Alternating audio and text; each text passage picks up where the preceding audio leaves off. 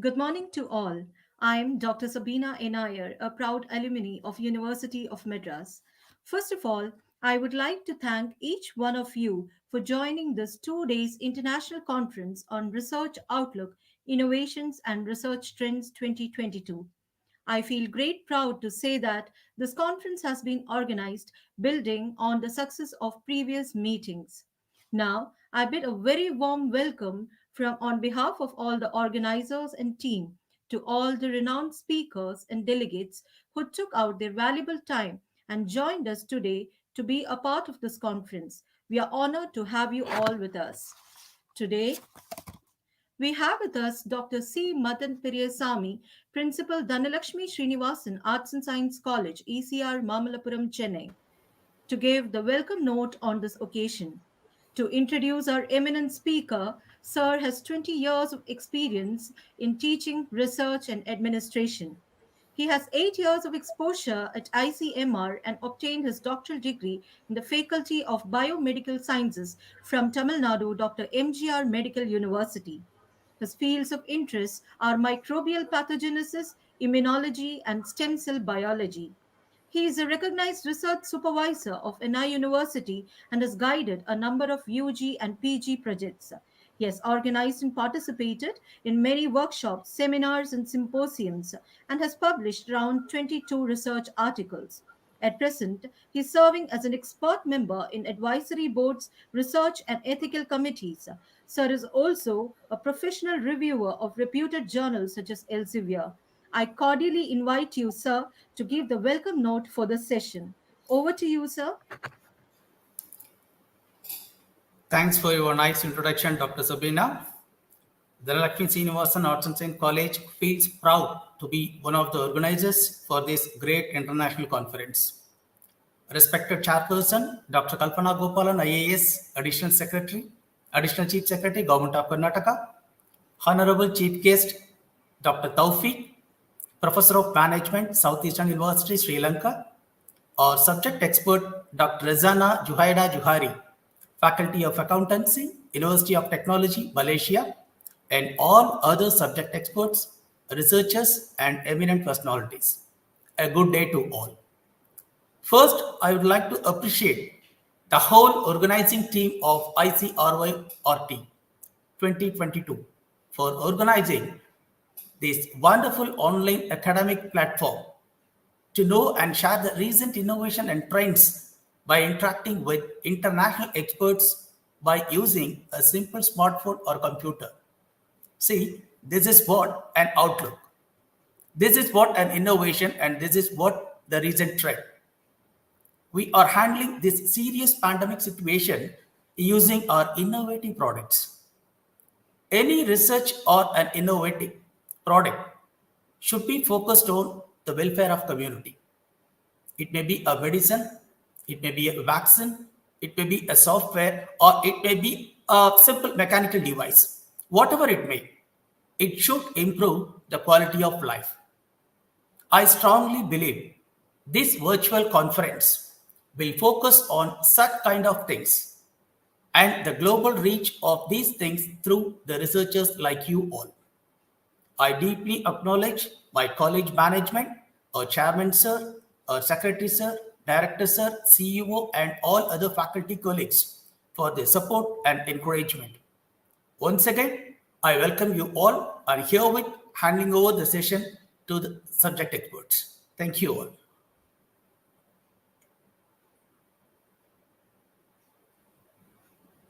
Thank you so much for that influential message, sir. I thanks you once again. Now, I'm extremely happy to take an opportunity to introduce our chairperson, Dr. Kalpana Gopalan, IAS, Additional Chief Secretary to Government of Karnataka, India. By giving a brief introduction, Ma'am secured 19th rank in the All India Combined Civil Service Examination in 1987. She has 34 years of work experience in Indian administrative service that spans land administration, energy, handicrafts, urban management, public distribution system, sports, rural development, youth training, and education. Ma'am is now the Additional Secretary, Labour and Public Grievance Redressal, Government of Karnataka. Dr. Kalpana is recipient of the Mother Teresa Women Empowerment Award, International Human Rights Award, the Sexy Brilliant COVID Leadership Award, the Social Activist Pratibha Samman, the South Nation Human Rights Association Award, and many, many more. She is also considered as a LinkedIn Wonder Woman and inspirational leader in 2020. A true versatilist and a hybrid leader, a unique mix of academic and practical experience and that works collaboratively across the private, public, and non-profit sectors. She honed her research skills with a doctorate and master's in public policy from IIM Bangalore. Ma'am thus wears many hats of practitioner, policymaker, scholar, author, volunteer, and a mother. I wholeheartedly welcome you for this international conference. So, without wasting any time, I would like to request Dr. Kalpana Gopalan to enlighten us with her words of wisdom. We welcome you, ma'am. Thank you so much for that very kind introduction. And let me try to share the screen so that we can go from there.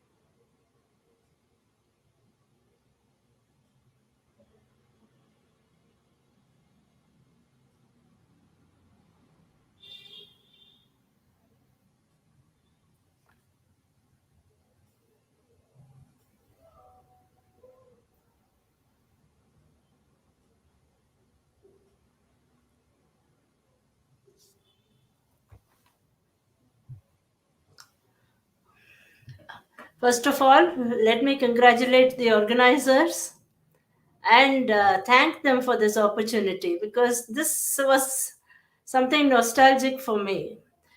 The subject, innovative research, which can create social impact, resonates with me a lot because my own research was on a public issue, a public interest issue. And secondly, it took me back to my own research journey, which, in the frenetic pace of COVID management, I had somewhat pushed that period of my life to the back of my mind. And suddenly, I was forced to think back to that period. So, no, thank you for that. I do find my slides. Are you able to see my slides there?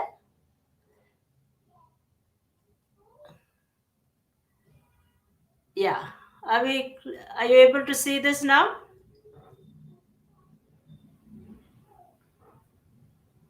Yes, ma'am. Yeah. It's Okay.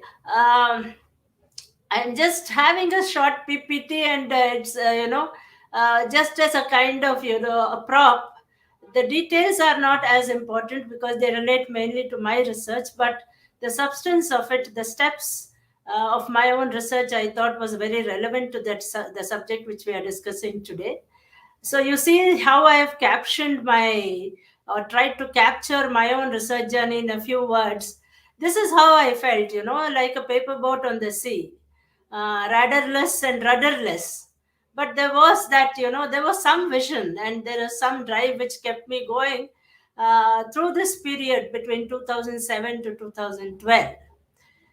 So, what are the most important components of research which has societal impact? When you begin, strangely enough or paradoxically enough, the core of the research is, what am I?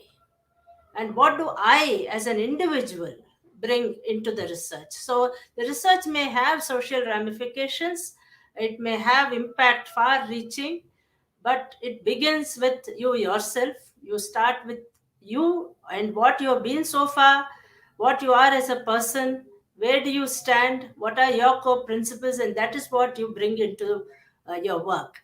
Now, I try to describe this usually in a lighter vein. I joined the Indian Administrative Service in the year 1987. I became a research scholar 20 years later in 2007, mid career. So until then, about 20 years, my life had been, full of files and decisions and, stuff. So it was a life of paper. And I always say that, life in the IAS makes you ask these questions that, should I open this file? Should I close this file? Or should I sign this file? So though that is in a lighter vein, but it brings to the fore a lot of issues and problems relating to society, relating to larger public interest, which questions led me to the portal of Indian Institute of Management, Bangalore, where I joined as a research, first as a master's scholar from 2002 to 4, and then as a research scholar from 2007 onwards in public policy. So that was my journey, and that was what I was bringing into my work. And that became the core. So, where do I come from? What is the fit between me and my work? How does my own background impact my research? It could be anything. It could be, in my case, it was my work as an IAS officer, as a civil servant and a public servant. But it could be anything. It could be your role. It could be your role as a teacher. It could be your work which you have done outside, or it could be your own familial circumstances. You bring something, and you need to be very clear what you bring, what are your assets, and what are your limitations, and how do I use my advantages, and how do I overcome my limitations. So that, I think, all societal impact research begins there. It begins with me, it begins with you, what you bring into your work. So, in my case, after that soul searching, I decided on a subject which was the Bangalore International Airport, which had societal ramifications, because I was very clear that what I did as a researcher should help decision making in the public arena. So, something which was very, very public interest oriented, something which had long term ramifications for the Indian economy and polity, which is public private partnerships. That is what I decided upon as a research topic. So, that is the core. Now comes the substance. How do you flesh out your plan? How do you plan your research now? For me, the leitmotif, I think one should be able at the end of your research, or in the middle of your research, to be able to capture your own, what you intend to do, or the substance of your research in one word or a few words. A word or a phrase should be able to describe what you want to do. So the leitmotif in my case was change. So this I think we are using a PPT where it doesn't work, but let me tell this to you in words. When I started my research on the Bangalore International Airport, it was called the Bangalore International Airport, BIAL. And then somewhere along the way, it became the Kempegowda International Airport. So, in that period between the, conception of the airport and its completion, the airport itself, it underwent many changes and change of directions in decision making. And for me, this change in nomenclature, which you're not able to see here because this particular share screen doesn't capture it, it shows that the change in nomenclature becomes symptomatic or symbolic of the changes and the changes in direction which took place in the decision making process itself. So that was the leitmotif of my research. So try to capture your own research in a few words. This does not apply particularly only to societal research. It applies to research as a whole. You should be, at the end of your research, be able to capture your own research in a word or a phrase. And I think all of us as researchers have been confronted with this question: what are you trying to do? What do you want to do? And then we struggle for words. So somewhere we should be able to find and put our finger on exactly what we want to do. Then comes locating the research. That is the next phase of your research plan. You try to describe your research first, then you locate it in the larger universe of scholarship in that area. And this is what I did. I just mapped the whole terrain, both all the literature and all the scholarship available on PPPs. It could be conceptual, it could be empirical, it could be policy, and it could be journalism. So I took the whole gamut. I didn't just take scholarly works. I took everything which was written about my particular subject. And where did I start my research? I started my research at this point, and then at the end, I am not going to go into the details describing it, it will take too long.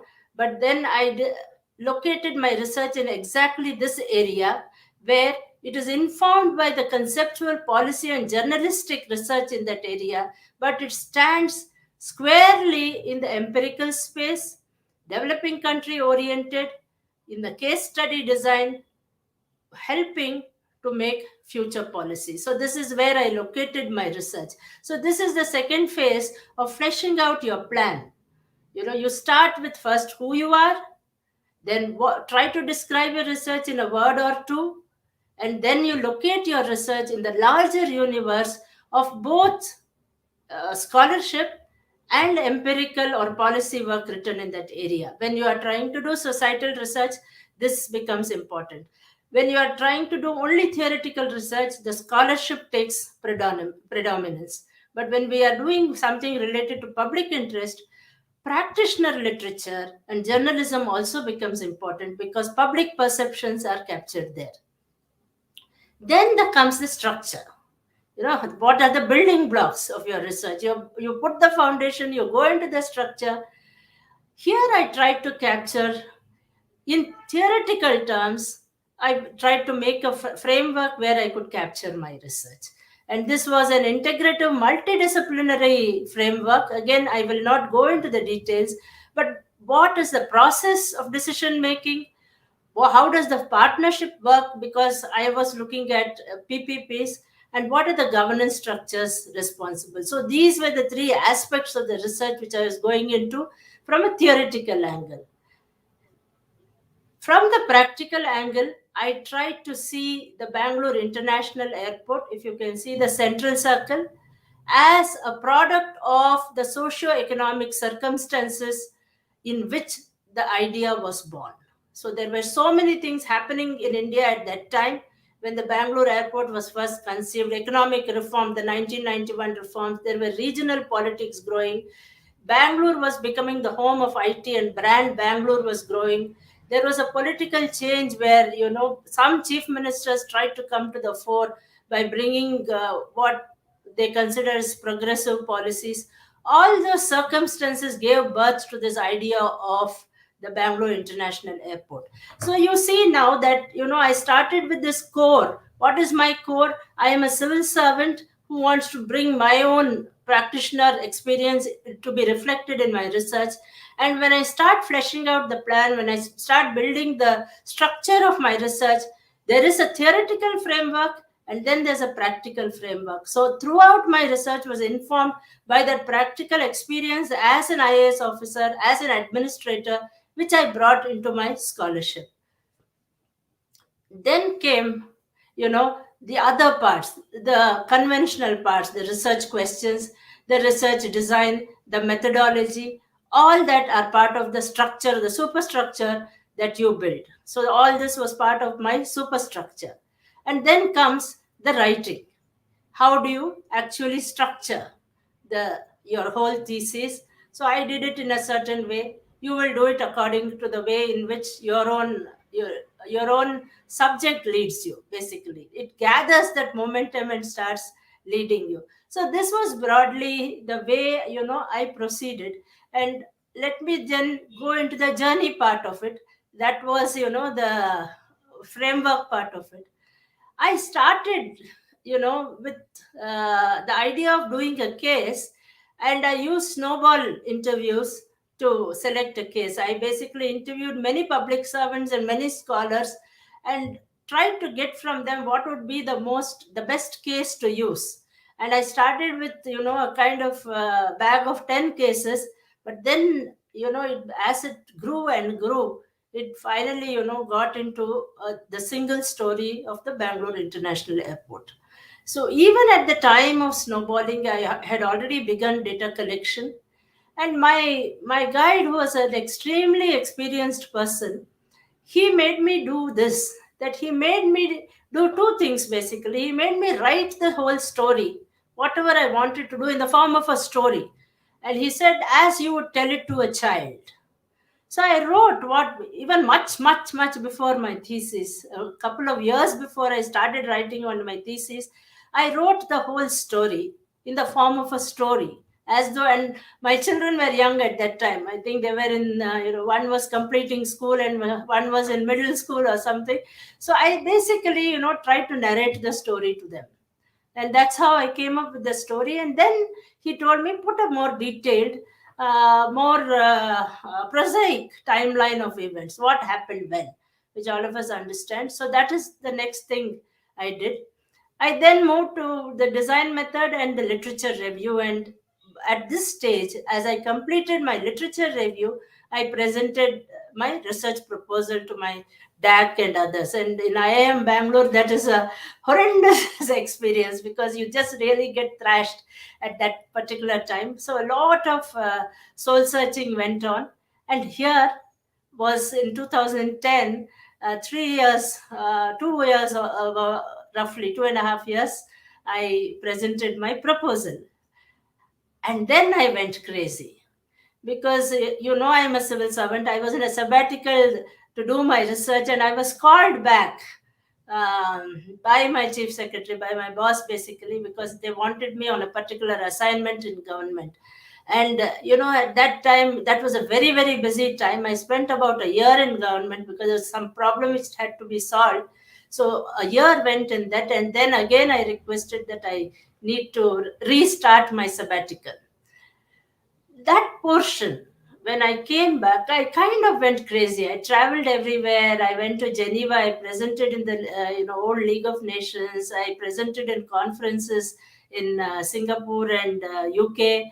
And then I went to Italy and did a short program over there.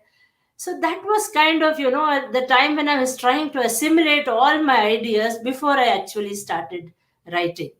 And it was a kind of break, but it was no real break. It was there was no real break from the research. I was working on it all the time, but on the external there was something else which was I was doing as well. So I would say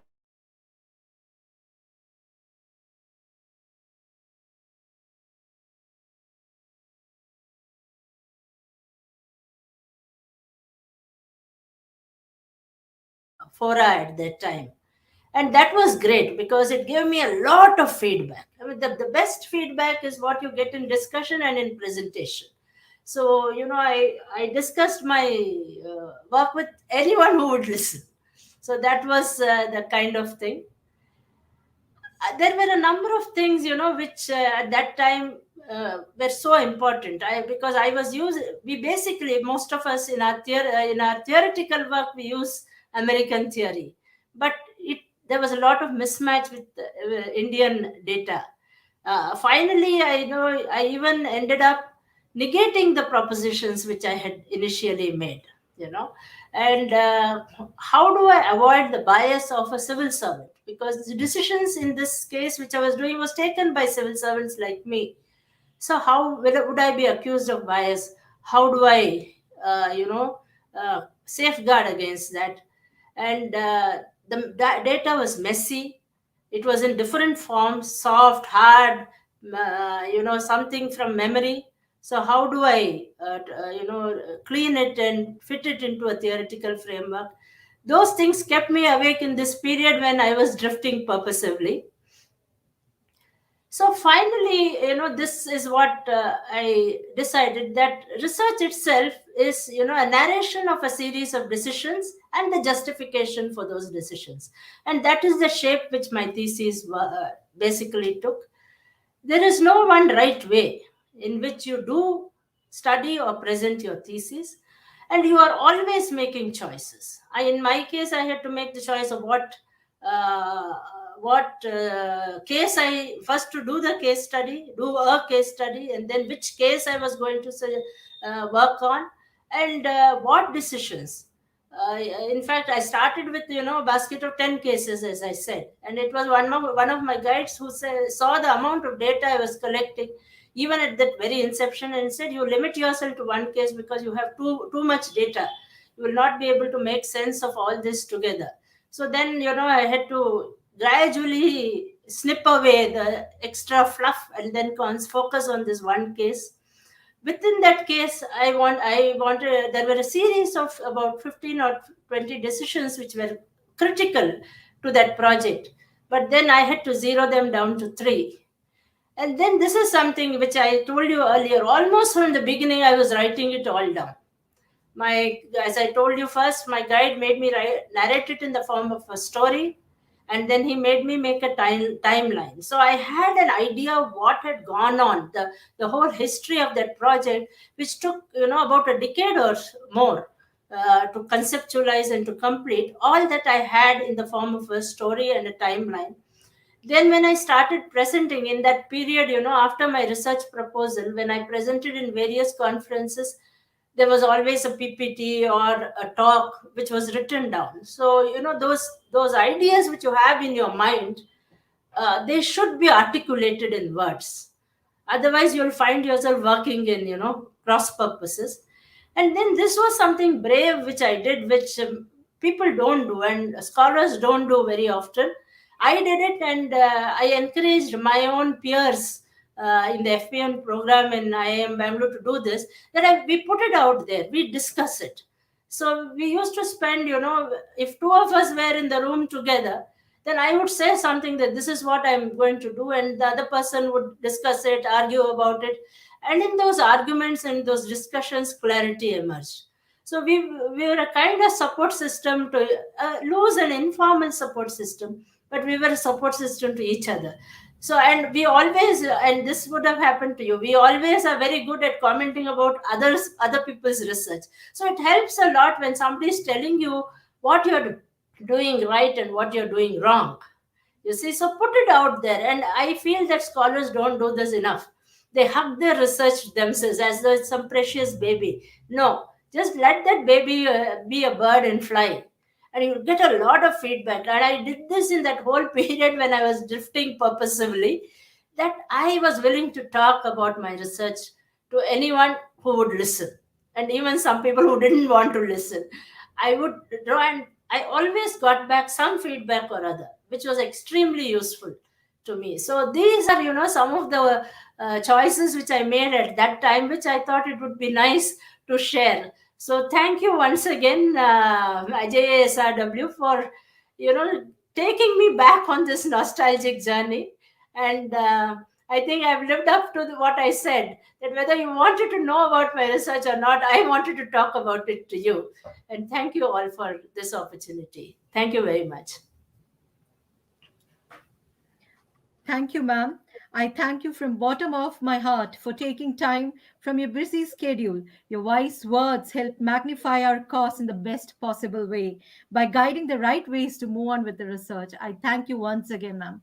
Thank you so much. Thank you so much. Now we have with us, and we are honored to have with us our chief guest for the session, Dr. M.H. Tawfiq, Senior Lecturer, Faculty of Management and Commerce, Southeastern University of Sri Lanka. Sir has a doctorate in information science, a postgraduate diploma in managerial control and management information system, Master of Business Administration in Management Information System, and bachelor degree in business administration. He has also served as senior lecturer in Department of Management and a quality assurance manager. Dr. M.H. Tawfiq also holds many administrative positions like Director of the Center of External Degrees and Professional Learning, Subject Coordinator, Coordinator for the Postgraduate Program, Student Counselor, Mentor, Industrial Coordinator, and a member of Curriculum Development and Quality Assurance and Accreditation Cell. He has published more than 16 journals, conducted around 12 conferences, also been an editor and journal reviewer. Sir has reviewed many national and international conferences under his expertise. We are extremely delighted to welcome our chief guest and request him to address the gathering. Over to you, sir. Thank you, Dr. Sabrina Nair. Yes, sir. Good morning to you all. Good The morning. chairperson, Dr. Kalpana Kobalan, IAS Additional Chief Secretary to the Government of Karnataka, India. Professor Madan Periyasamy, Principal, Dhanalakshmi Srinivasan Arts and Science College, ECR, Mamallapuram, Chennai, India, who delivered a welcome note.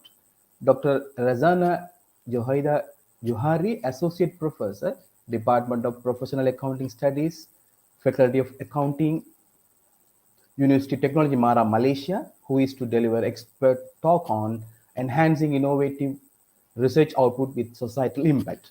And Dr. Sandhya, head of the Department of Commerce, Dhanalakshmi Srinivasan Arts and Science College, ECR, Mamallapuram, Chennai, India, who is to give word of thanks. And dear paper presenters and ladies and gentlemen, I'm really pleased and proud to participate in this conference and welcome you, especially the paper presenters, to this second international conference on research outlook, innovations, and research trends. In fact, holding a conference on this topic is highly appropriate at this time because we are all here attending this conference on this platform as a result of technological innovation, isn't it? Due to the COVID pandemic, we are unable to hold a physical conference. However, we have not postponed it till the normalcy is restored. Virtually, we are meeting and exchanging knowledge. In this technological era, innovation is inevitable. That's what all the organizations around the world, regardless of its size and business, try to bring innovations into their business process. All the business processes, from designing a product or service to delivery to the customers, are being digitalized. Today, all the organizations are emerging as a digital organization. Brick and mortar company, you know that, become a click and mortar companies these days. So organization, at least to survive in the business today, need to adopt innovation. Otherwise, they become outdated business. A good example, we can say the ATM machine, the introduction of ATM machines. The very first ATM machines, automated teller machine, was set up in 1967 in London by Barclays Bank. Then the other bank also quickly adopted to offer similar services to the customers. So innovation continues. How innovation is continuing? That is because of the continued research undertakings. The researchers are embarking on a new research project every day with the intention of bringing new findings that add value to the society and business.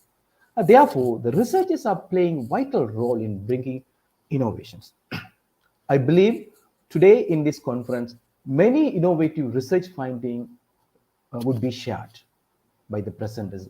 I would like to take this opportunity to congratulate and wish all of the paper presenters and good luck. Thank you very much. Thank you so much, sir, for that extremely informative message. Now, let's move on. Coming up is an expert talk by our eminent speaker, Dr. Razana Juhaida Johari. Ma'am will enlighten us on the topic enhancing innovative research output with societal impact. Let me now introduce Ma'am for this forum. She is an associate professor, Department of Professional Accounting Studies, Faculty of Accounting, University Technology, Mara Shah Alam, Malaysia. Ma'am's area of expertise are in the field of auditing, accounting ethics, fraud, accounting education, and governance. Ma'am has also served as a lecturer, an accounts officer, and an auditor. She has also received Excellent Service Award in the year 2005 and 2015 while working as faculty of accountancy.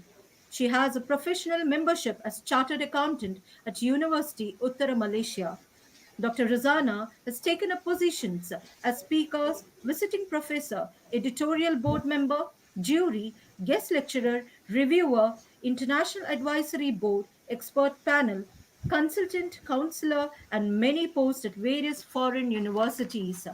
Ma'am has around 13 years of research experience, more than 38 articles published, 7 book publications, and 33 publications under referred proceedings.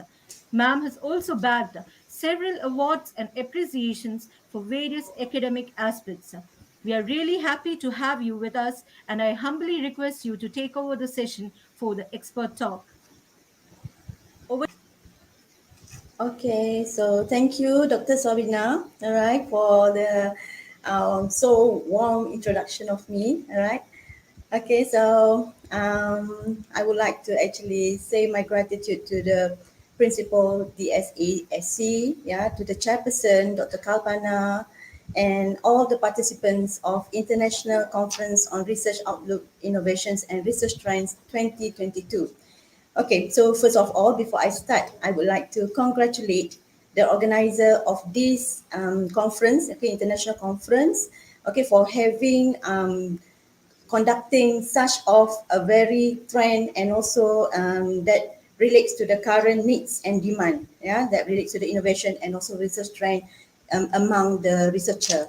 Okay, so thank you so much again for having me today, and I'm so honored to be invited in this prestige international conference. All right, so without delay, I would actually share my slides now. I hope that everyone can have a look on the slides right now. Is it clear? Is it clear, Dr. Sabina? Yes, ma'am, it is. It is clear. Okay, all right. So as being announced just now, I've been working with the Faculty of Accountancy. Now I'm searching for the Department of Professional Studies, all right, for 22 years this year.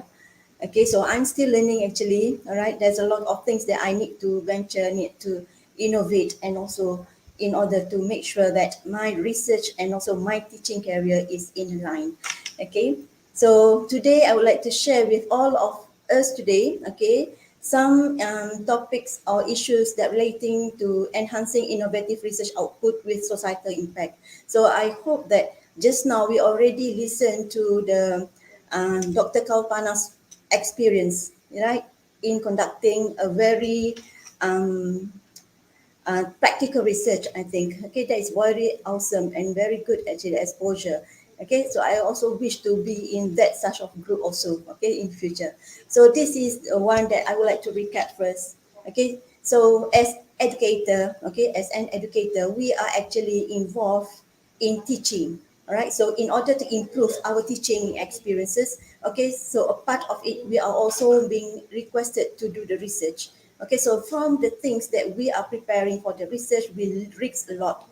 All right, we refer to literatures. Okay, so from there we move to the stage two, which will produce the output of the research. All right, that gains a lot on a very important knowledge that we actually contribute to the literature, to the nation. All right, so this is the stage two where we are actually compiling all our research findings. Okay, but then as the things or the trends is being running out to us, okay, we need to move, okay, from our output, okay, based on the research that we conducted. Okay, there are some researchers that can actually help others, can actually help people outside, all right, can actually improve the system, can actually increase the effectiveness and efficiency of the program, of the systems that the company or maybe the nation that actually running or towards looking towards it. All right, so this is where the researchers are starting to innovate. All right, and what we already, I think, witnessed right now, there are a lot of innovation is the exhibitions that being conducted. So from there, we are actually the researchers with the output of the research, okay, join the innovation exhibitions and promote their output, research output. All right, and that is where they comes out with the medal awards, gold medal awards, silver, okay, and also the bronze medal awards that recognize the output of the research, which is practical or can be commercialized. Okay, and then it moves to the stage four where the university and industry will collaborate. Okay, based on the findings, based on the output that already being entered into the exhibition. So maybe from there, the industry actually can have, okay, can get okay, the important or the need, okay, of what they can actually utilize the research output in order to make it in a practical way. Okay, so this is the stage for in which I think we are going towards that. All right, and we are going towards that already actually. All right, but more emphasizement is actually go beyond what we have right now.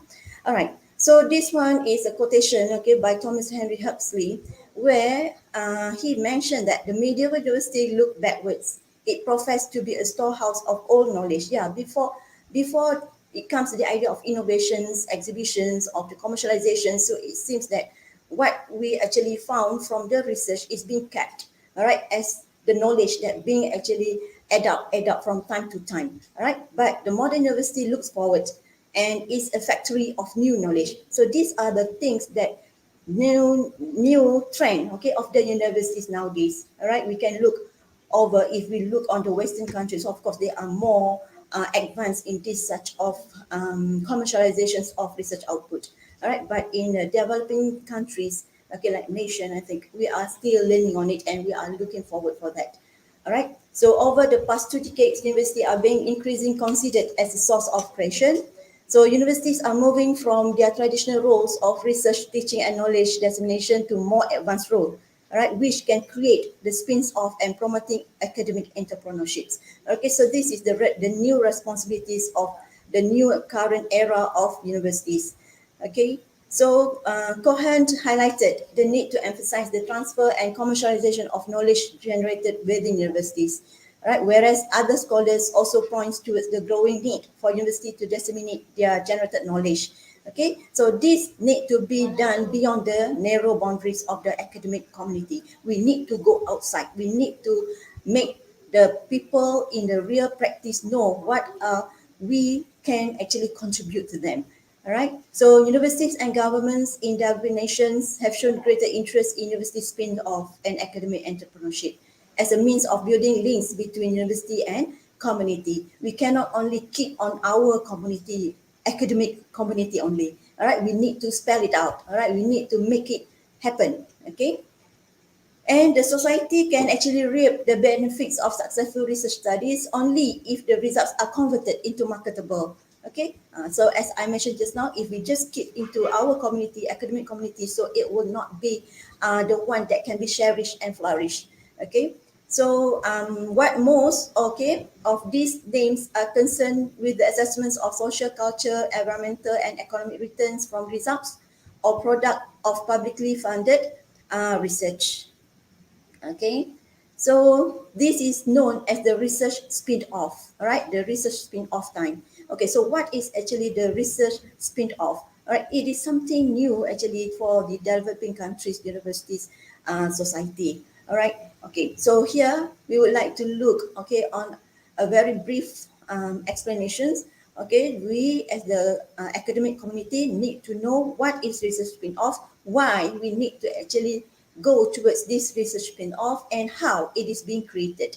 All right. So for the first one here, okay. So Clofton and Jones Evans, okay, define the spin-off, research spin-off as the new firm or organization to exploit the results of the university research. Okay, so it is actually the process of transferring the theory into practice. Okay, we cannot be on our own satisfactions that we already completed the research. So that's it. All right. So what more actually? What more? After you already completed your research, so what are the things that you can actually share to the public, share to the nations?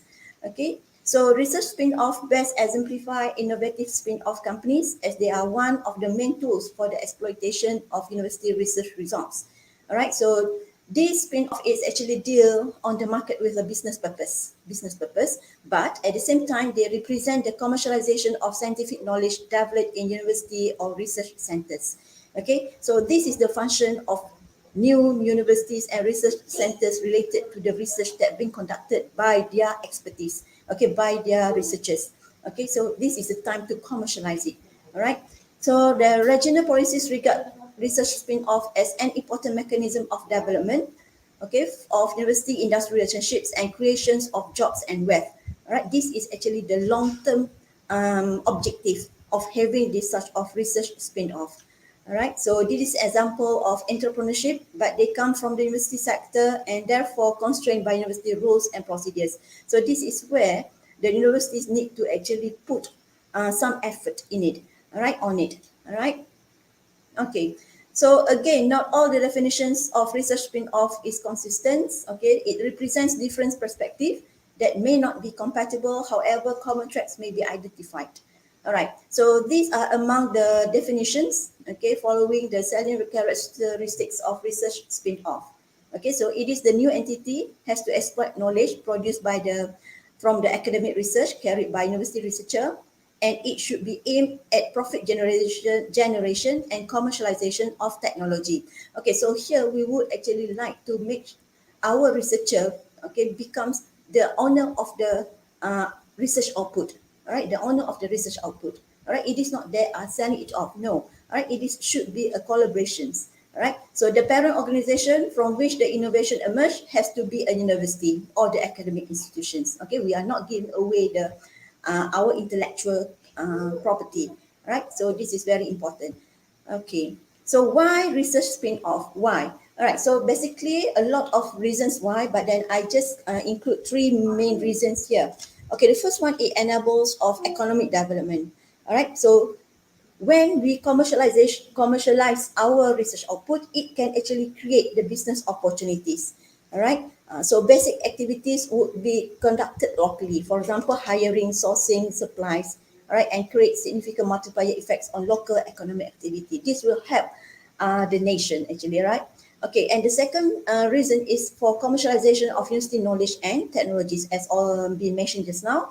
And of course, the third one, the mission of research and teaching. All right, the mission of research and teaching, because we don't want the academicians only focus on teaching only. All right, we need to contribute to the society, because in future we don't know what would be the prospect of our expertise. All right, as a lecturers. Okay, so that's why we need to utilize our expertise. All right, so this will attract and retaining productive faculty member. Okay, so we are giving a leeway for these good researchers, okay, to contribute also, not only on teaching but also in what they actually have the interest to. Okay, so how? Okay, research spin-off created. All right. So as we listen to Dr. Kavana just now, right? Okay, there would be a lot of sources, okay, for the research to be conducted. All right. And part of it, the funding may become from the governments, from the industry and foundations, okay, that used to support scholarly research, okay, not to be forgotten from our own university. All right. But of course, when you are applying the research grant from the outside, for example, from the government, industry, okay, there would be much pressure compared to the one that you actually applying from your university, from your own faculty. Because why? Because the governments, the industry, they would like to look on the practicality of your research output. All right, you need to give them what they spent on you. Okay, they need the feedback, they need the output that would be valuable for them. All right, so that's why to get this such of funding from governments and industry is quite tough. Okay, but once you get it, it will prove that your proposal, your research proposal, or the future output that you are going to have later on would be something of the value. All right. So in a typical process, some of this research results in the creation of new technology that is then brought to the attention of the university.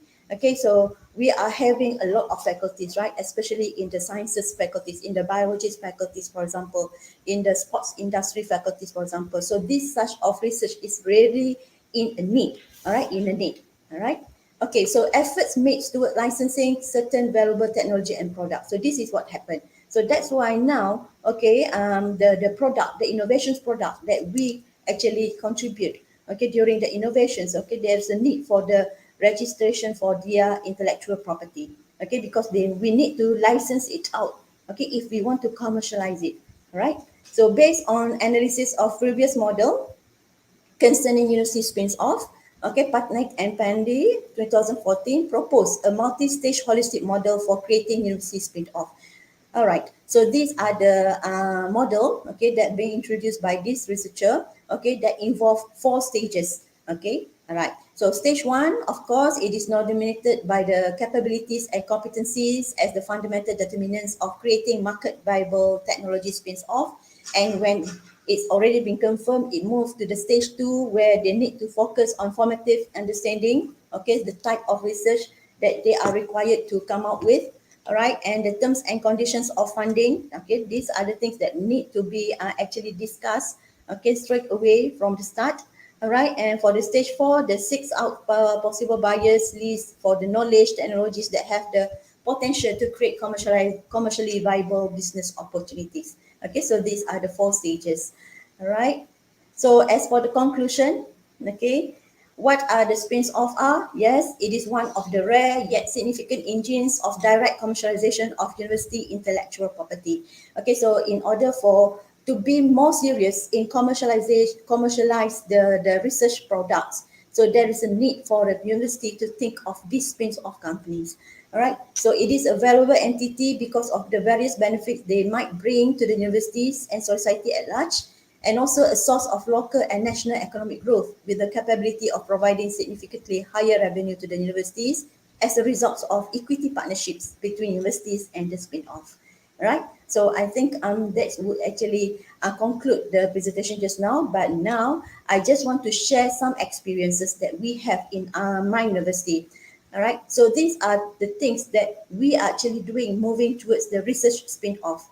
All right. So basically the research spin-off is activities towards the research spin-off activities are being conducted in accounting research institutes and also in the Faculty of Accountancy, right, for UiTM Malaysia, University Tanjung Mara Malaysia. So basically there are four activities, okay, as we can see here. Okay, we have involved in economic transformation program, empowering entrepreneurial practices, empowering community integrity awareness, and also university industry collaborations with enforcement agencies.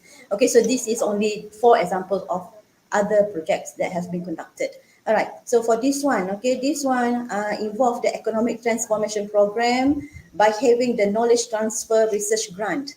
Okay, so for this one, this is a discussion between the faculty members, accountancy faculty members, okay, my colleagues here also, okay, become the researcher of this knowledge transfer research grant. All right. So what they did for this project is they conducted a training sessions.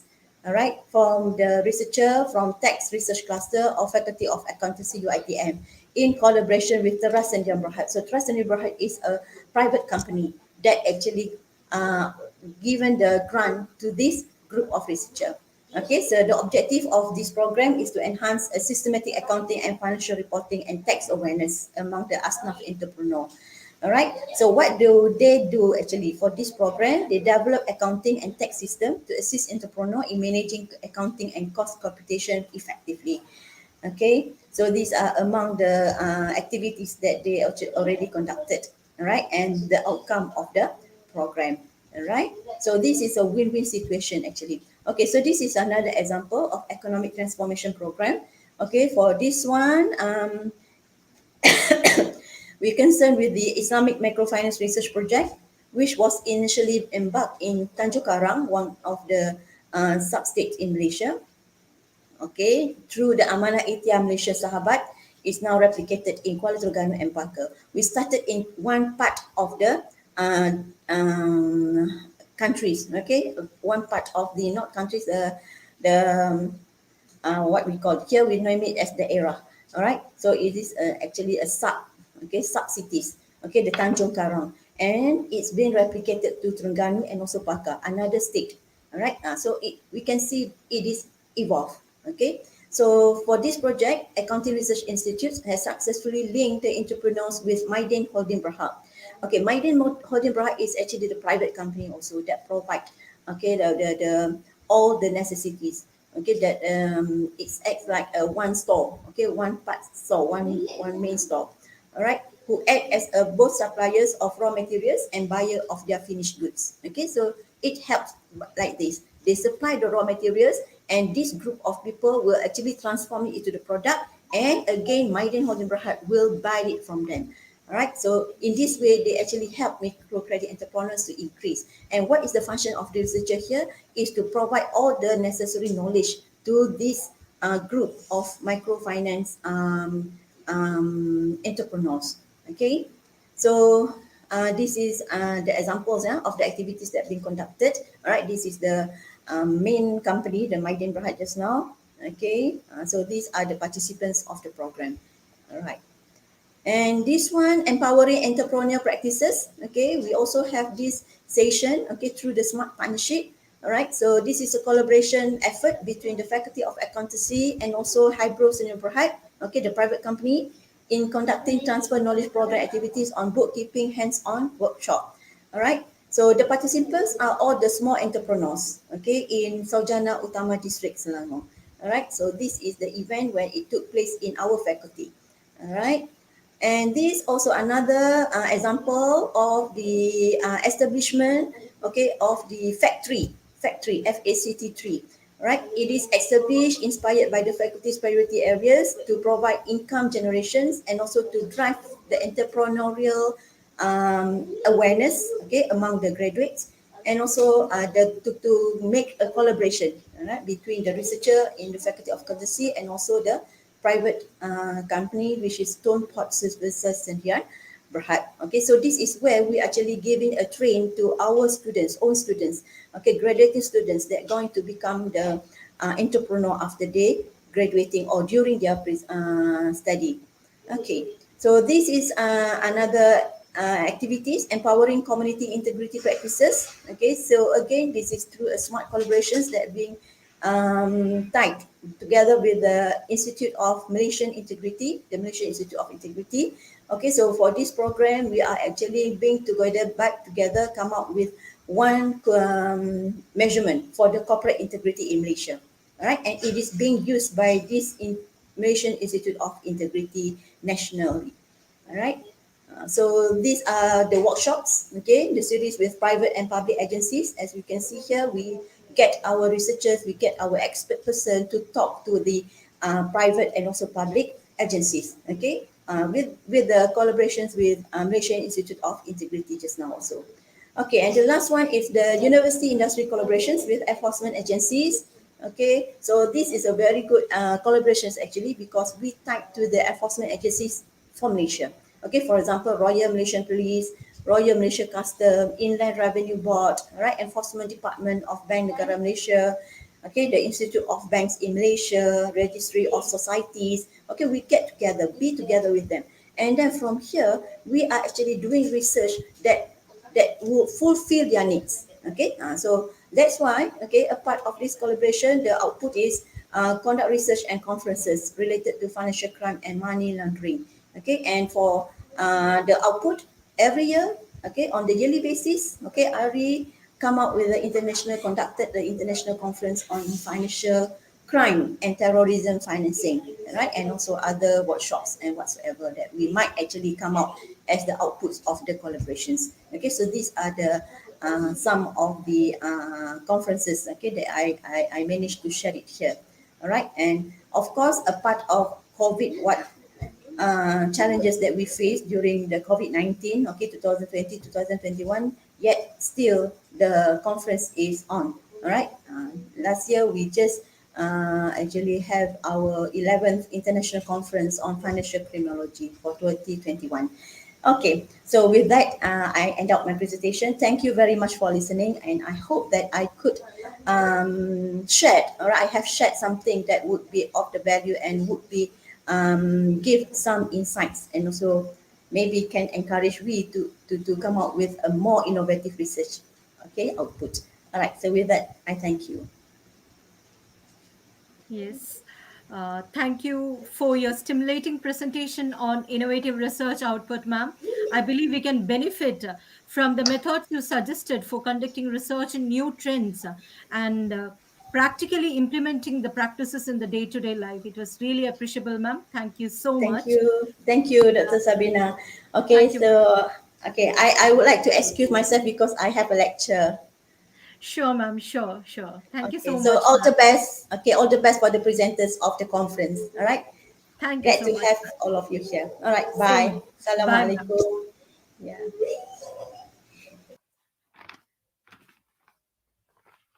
So now, Next, we have presentations by our scholars. So, Ms. Bhavani Tejpal will present on the status of women entrepreneurship in Haryana in comparison to India, followed by the presentations by Ms. Sherin Priyadarshika, Jepa Samuel, and Agila Yes. So, I hope our presenters are ready, and I invite Ms. Bhavani Tejpal to present on the topic. Ma'am, are you here? Yes.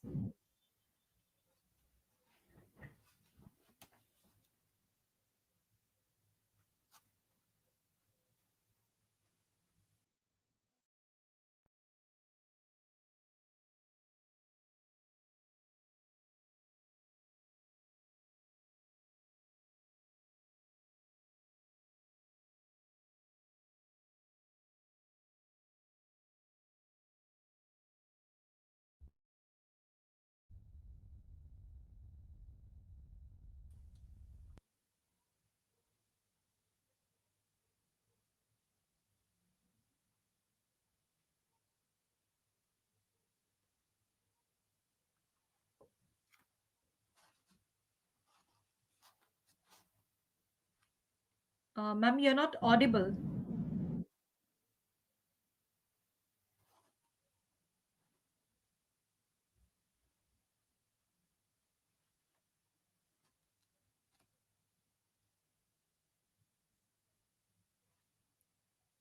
Can you try reconnecting it?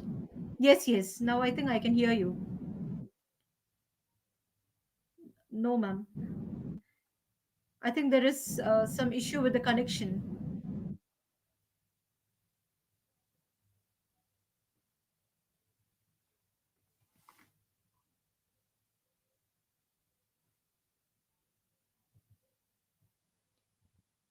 I think we can invite the next participant by the time ma'am can resolve her issue.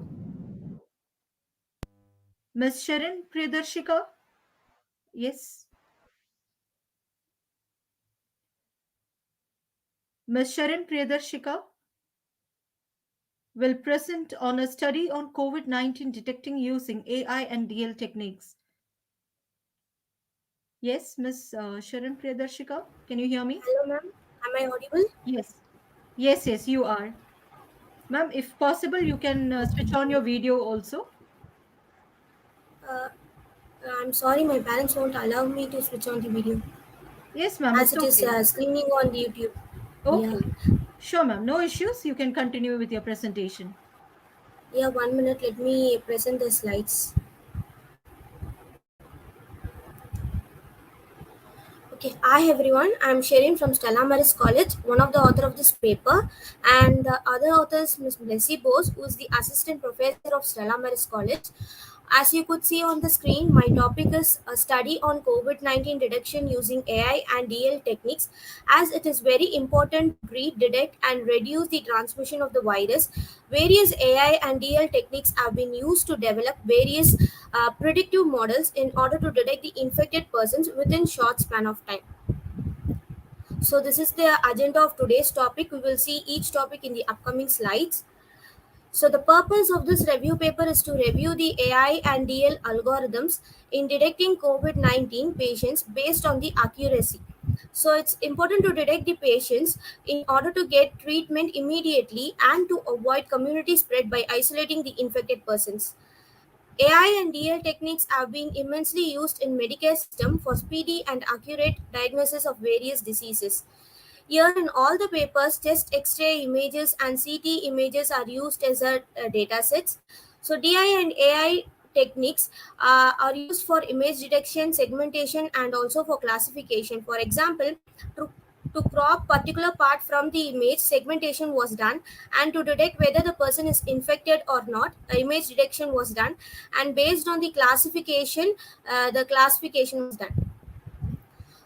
Coronavirus disease 2019 is the abbreviation of COVID-19, which is the most contagious disease caused by SARS-CoV-2 virus.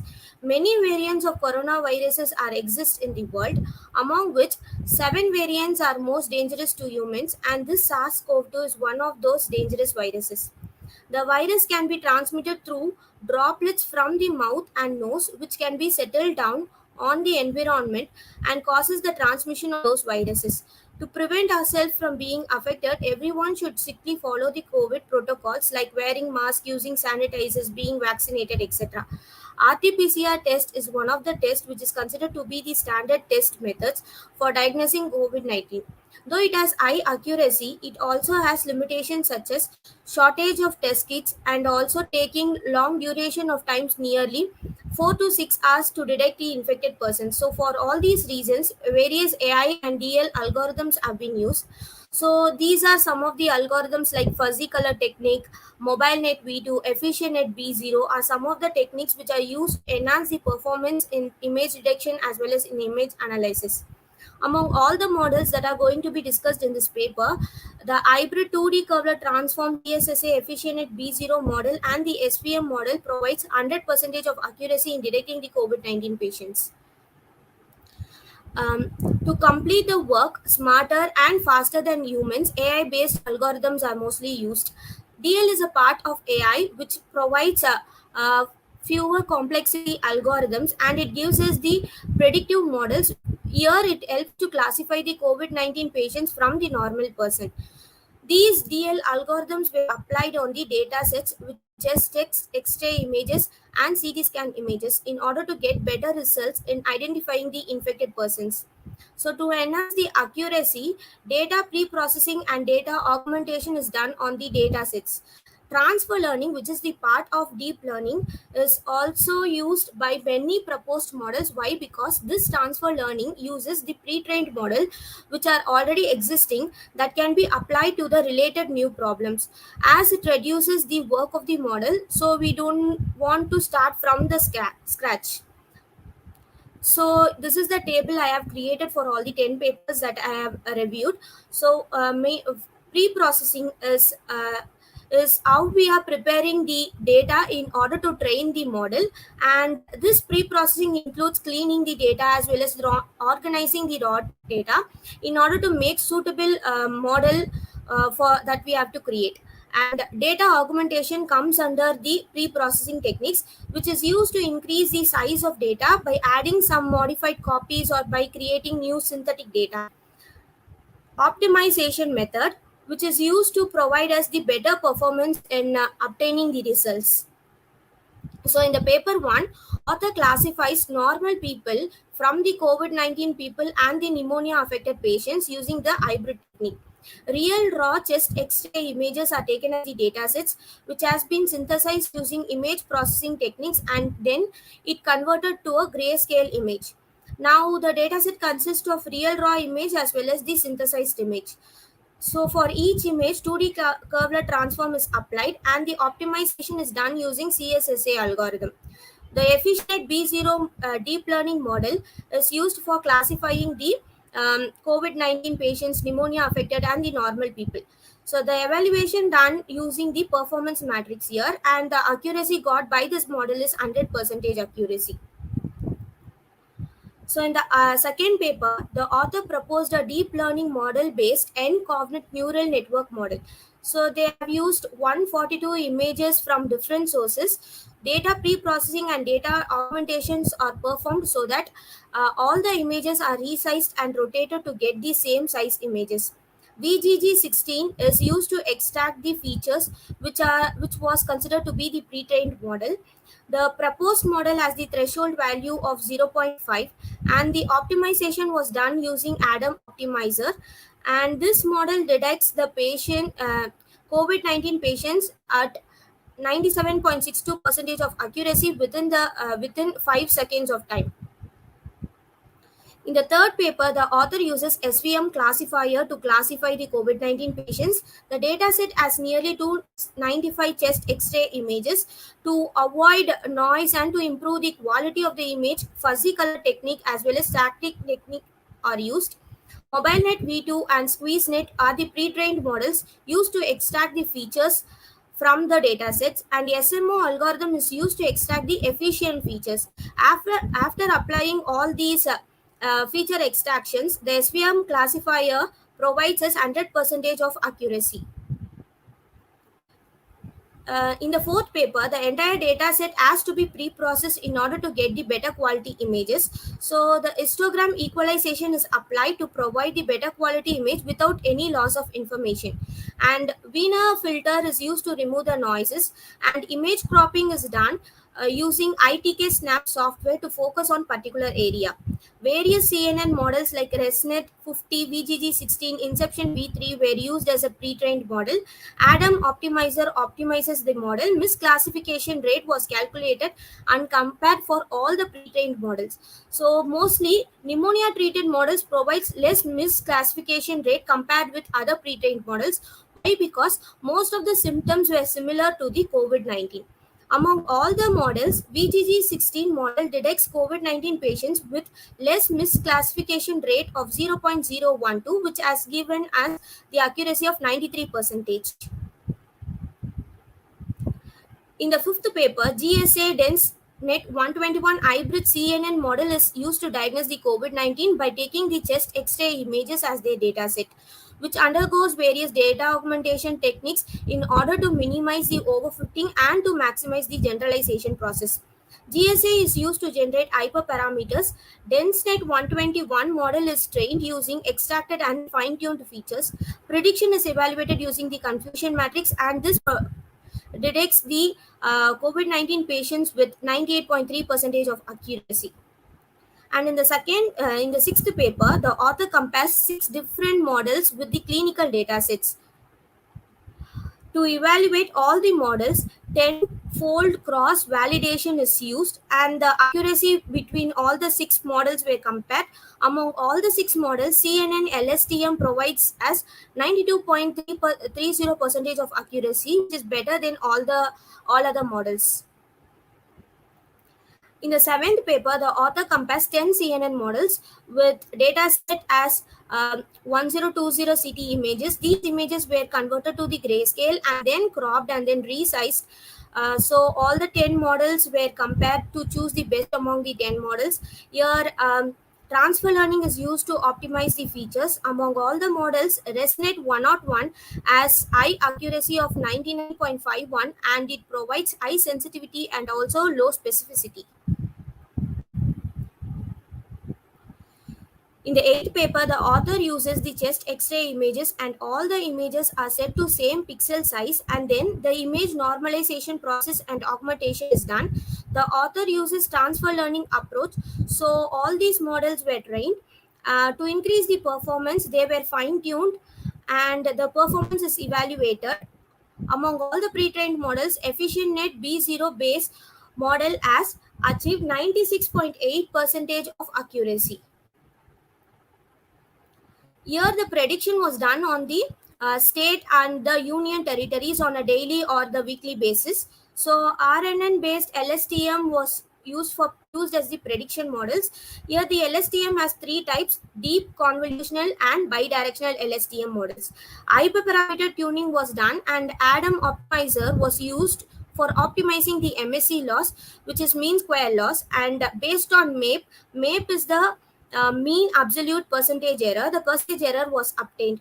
So the model with less error considered to be the better model. So among all the 3 models, that is deep, convolutional, and bidirectional gives the less error rate of 3.22. So that one is considered to be the best among all the 3. In the 10th paper, more than 5,000 X-ray images are used, and it undergoes data augmentation process. Data balancing and fine-tuning was also done. GDNN is compared with all other existing models, and accuracy is evaluated. The accuracy is analyzed for 10 trials with 100 iterations, and the same is performed for all the pre-trained models also. So after comparing all, the GDNN model, which is the proposed model, has given the high efficiency of 98.84%. I'm concluding by stating that to avoid large number of deaths, COVID-19 must be controlled by following all the protocols and by treating the infected persons as soon as possible. So it is essential to detect the COVID-19 patients to avoid community spread. and to give them the proper treatment at the correct time. So various DL predictive models were made. Among all the models that were analyzed in this survey, the hybrid deep learning model, 2D curved transform CSSA efficient B0 model, and the SVM model gives us the 100% of accuracy in detecting the COVID-19 patients. So future work can be done using the large scale database for finding different variants of coronaviruses. For example, if the person is infected by the coronavirus, then we can suggest whether they are affected by Delta or Omicron or some other variants of coronavirus, and we can also um, detect whether they are in whether the condition is mild or severe, they have to take hospitalized, or home quarantine is enough. All these can be done in the future studies. Thank you. Okay. So, thank you, Ms. Sharan Priyadarshika. It was completely relevant to our pandemic situation. Thank you. Now, we have with us Japa Samuel PM presenting on recovery mechanism process of Indian commercial banks, a special reference to non-performing assets. So, Japa, it's over to you. Yes, ma'am. Let me share my screen. Yeah.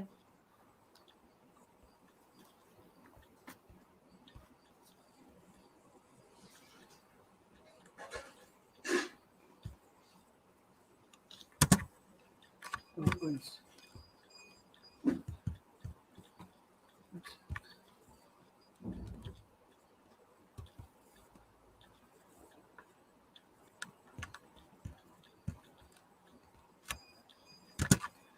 Good morning, everyone. This is Jibba Samuel. Today, I'm going to present a paper on the topic of recovery mechanism of Indian commercial banks with reference to NPA.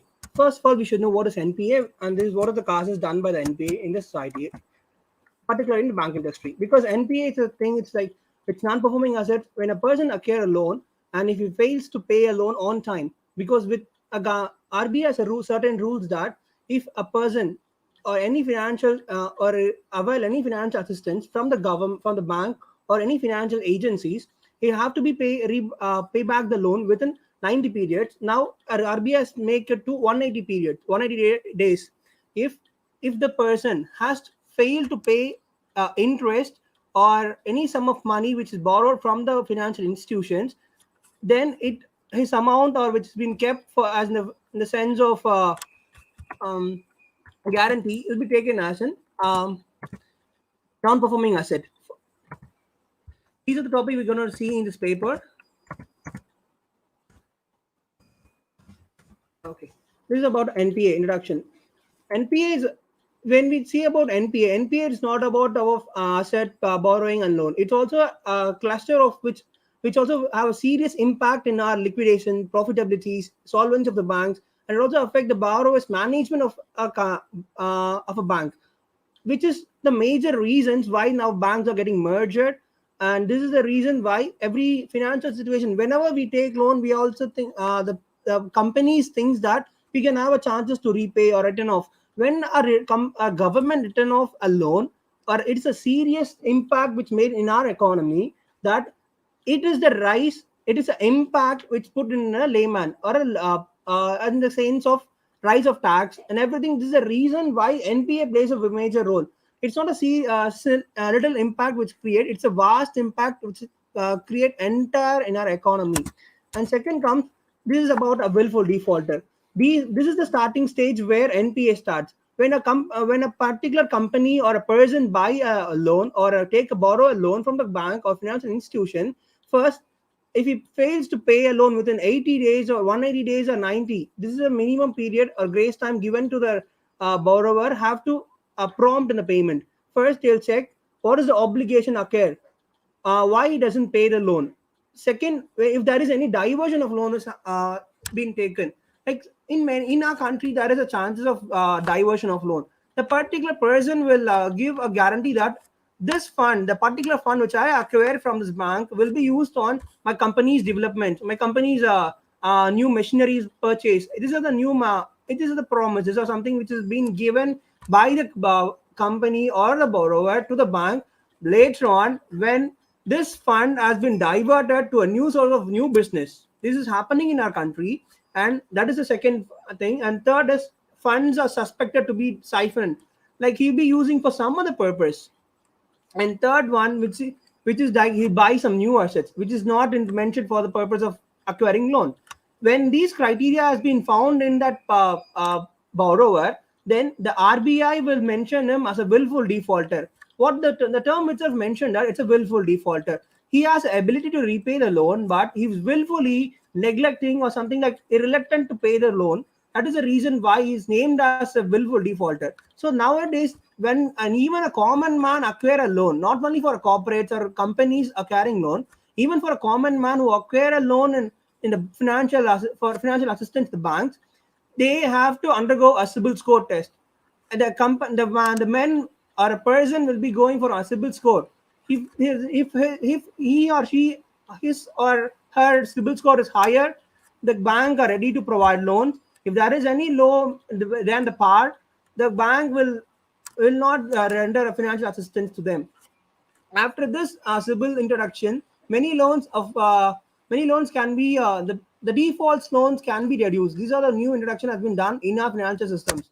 And next comes about this the recovery of my part. This is the three channels which are taken for my study, because in India we have 5 recovery channels, and particularly these are the 3 major recovery channels which have taken for the study. That is DRT, Debt Recovery Tribunals, and Loktal and Sarfazi Act. These are 3 plays a vital role to recover loan. Like when we get loan, be happy for us. We have to pay back the loan. It's our duty to the bank or for the financial institutions. So once if someone fails to do that, these 5 major recovery channels comes into a major role, playing a major role of get back the money which has been given to the companies or any sort of financial assistance to the people. First comes DRT. DRT, a debt recovery tribunal, or a DART, debt recovery tribunals are made to recover from the banks. They act as an intermediate. It's like a tribunal. They'll say that these are the amount you have been bought for this certain purposes. You failed to repay the loan, so they will have a negotiation.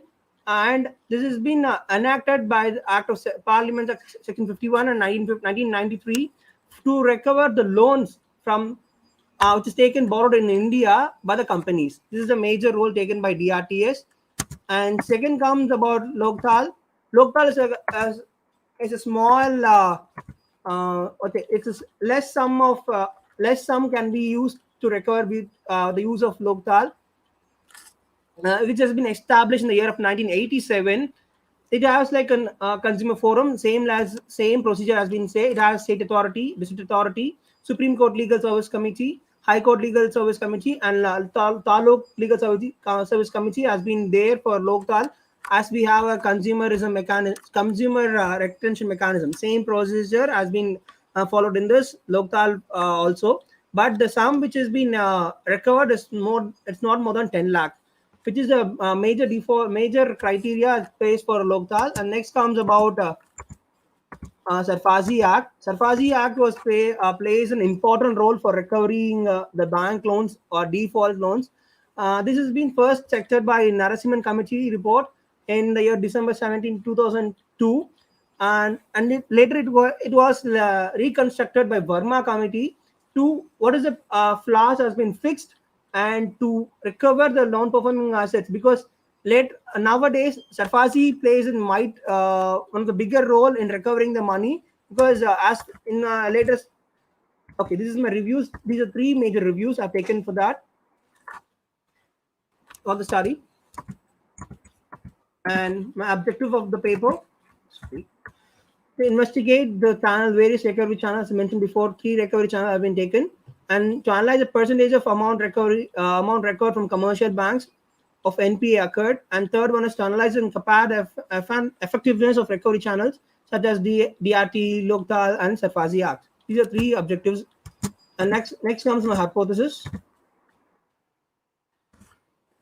Okay, my statement of problem: how NPA can be reduced, and because NPA is like keep on piling up, and many bad loans has been should be recovered for the sake of benefit of the economy, because when bad loans are when NPA, non-performing assets keep on increases, it's like a burden for the country, because the loan will keep on increases, but there is no much income, because a bank or financial institution income will rise on interest. When interest is not paid, their loans have been keep on piling up, and in the later on, as they become a non-performing asset, and we can't even recover. Many cases has been piled up from 2002 and till date. We are keep on many suit files has been filed in Indian government, which has been pending in to recover our loan dues.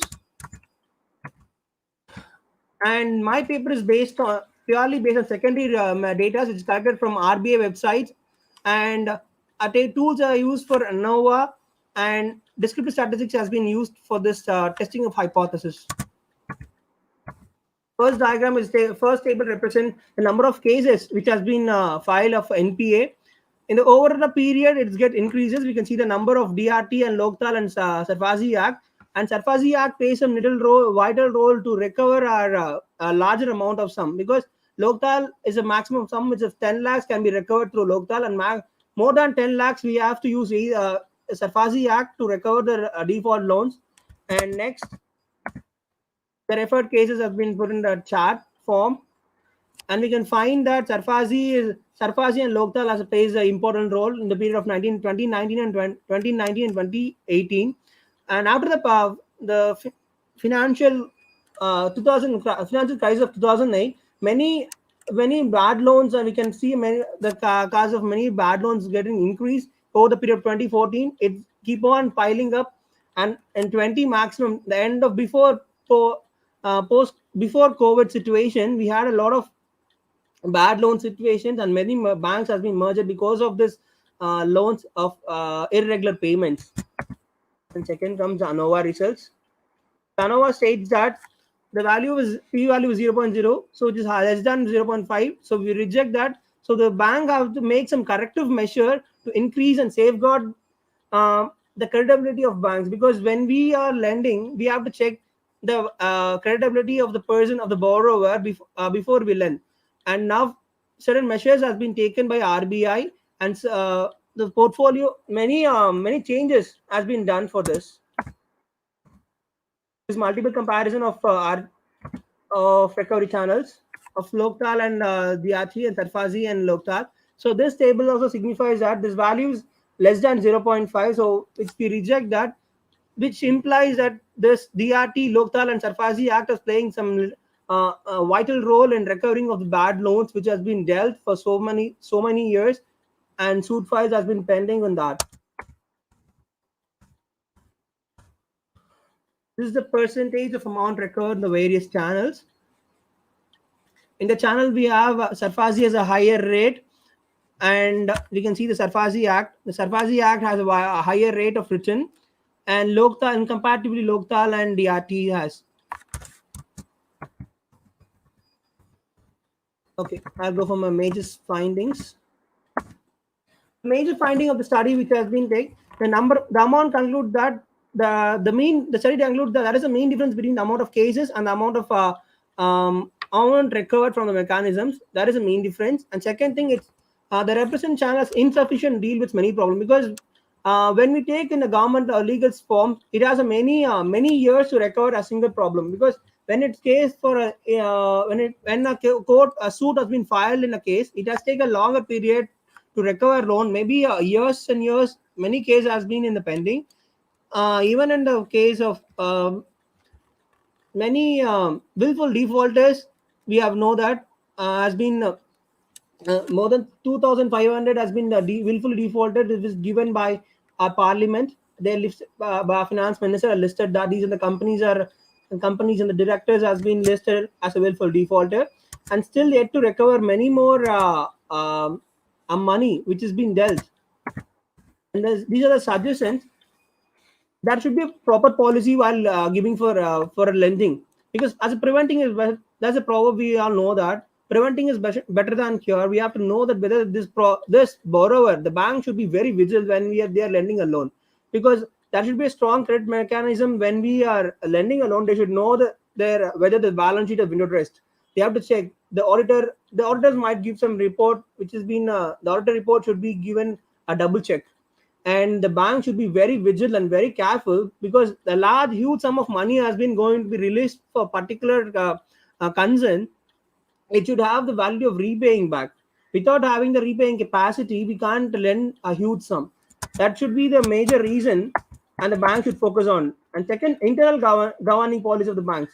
The bank should have the proper structured planning, and they should have a proper visit to the lenders. We should not just simply lend and you think that okay, they will be lending back, they'll be paying on prompt.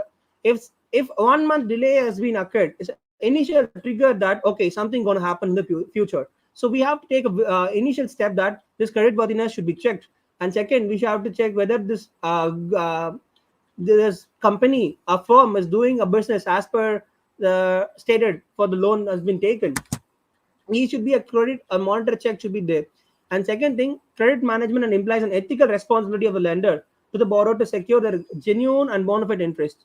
The lender does mean liable to borrower to practice a clear and transparent policy to extend a need-based finance and convenient timely sanction, and to effort time and reimburse distribute time effort in time.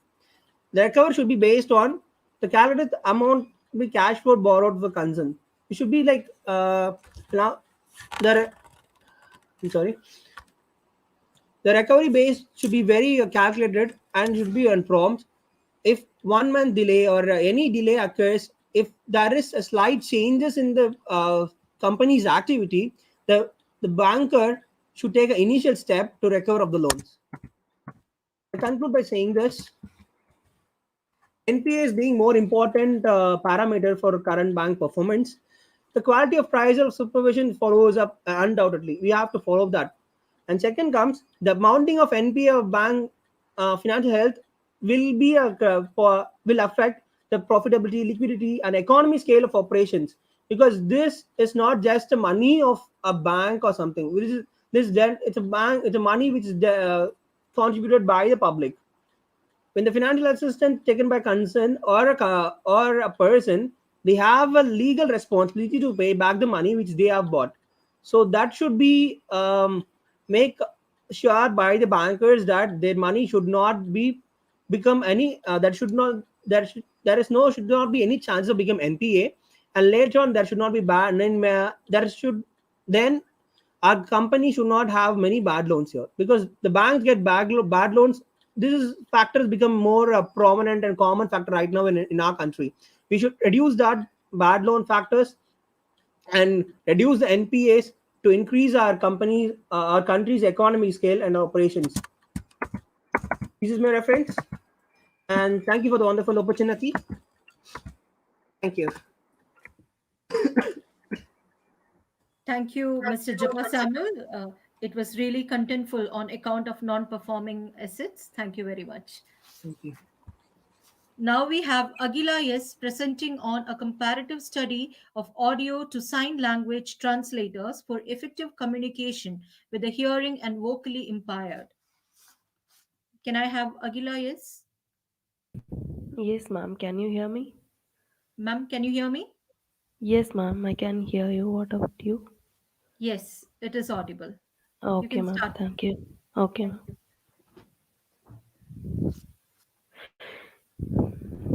Yeah. Hi, this is Agila.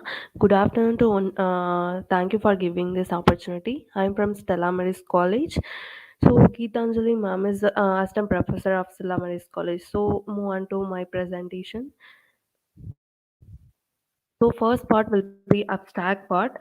Sign language means for communication by hearing and or vocally impaired persons. Uses visually communication to convey the thoughts of an individual.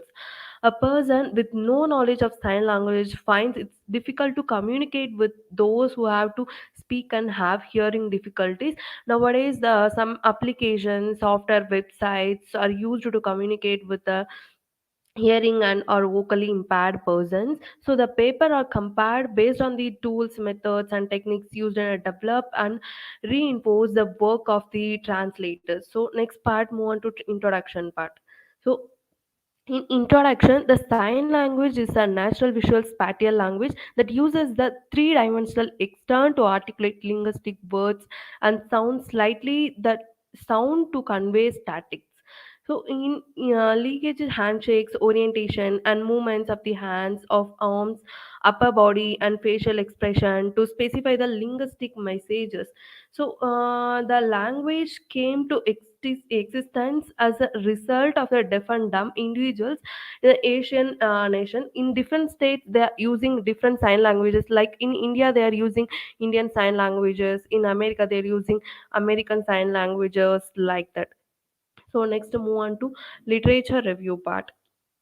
So this is the first part of literature review. In this paper, speech to sign language translator for hearing compact aims to make the interface more modest and source of ordinary people to carry their thoughts to hard of hearing people. So for that, they are using two main structures. For the first one is existing system, another one is proposed system. For existing system, they emphasize that translation by each letter in a word and translation to American Sign Language.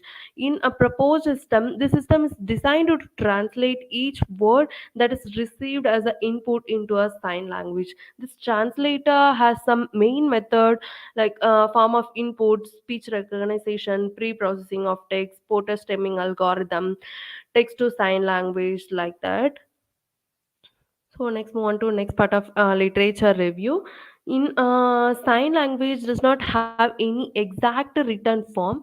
Like audio to sign language translator presents a new technologies for audio to sign language translator using a Python.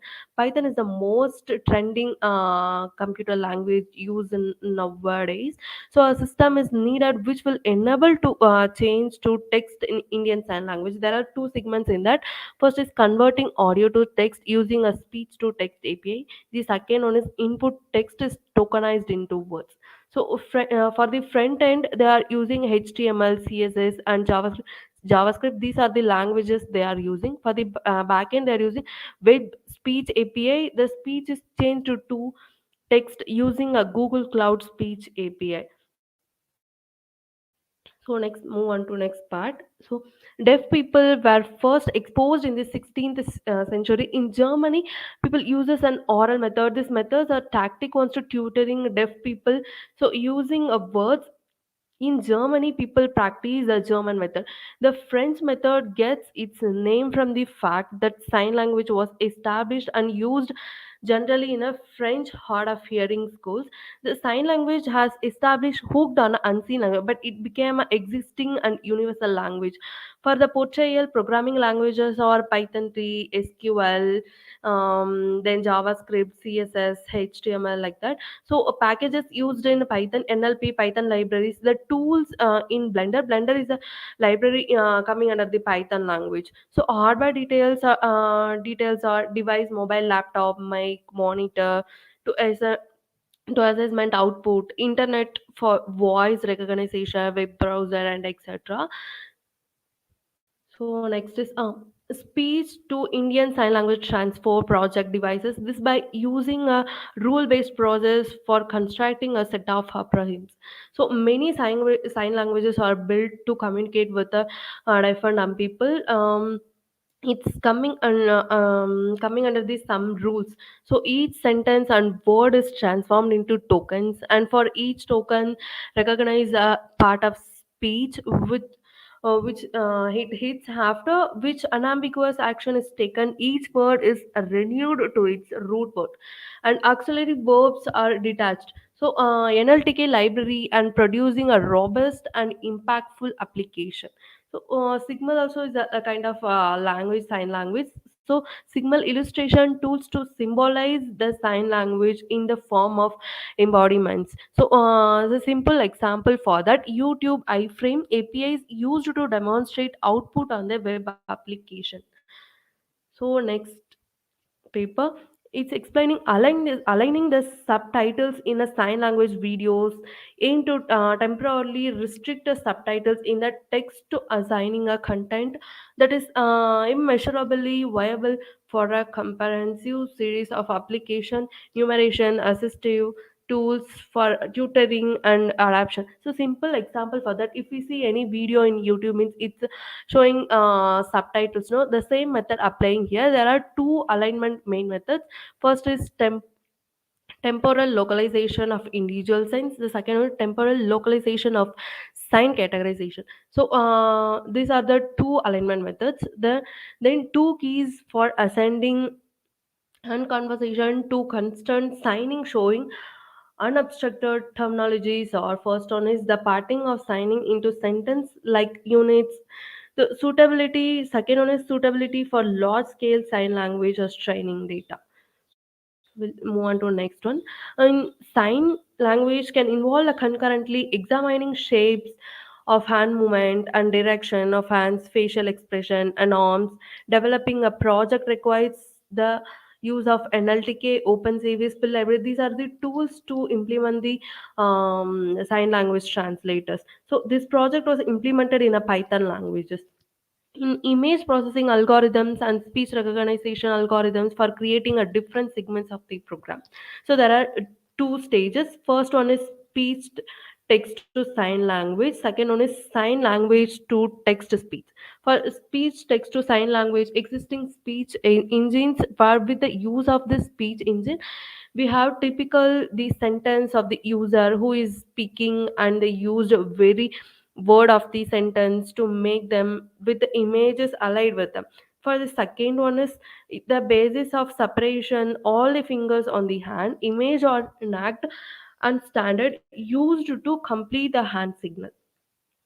So next part, speech is the ISL. Translator is all about a sign language that includes a sign made with the hands and other activities like facial expression, handshaking, and position of the body. There are many sign languages used in a many dissimilar societies like ASL, BSL, ISL. That means American Sign Language, British Sign Language, in Indian Sign Language like that.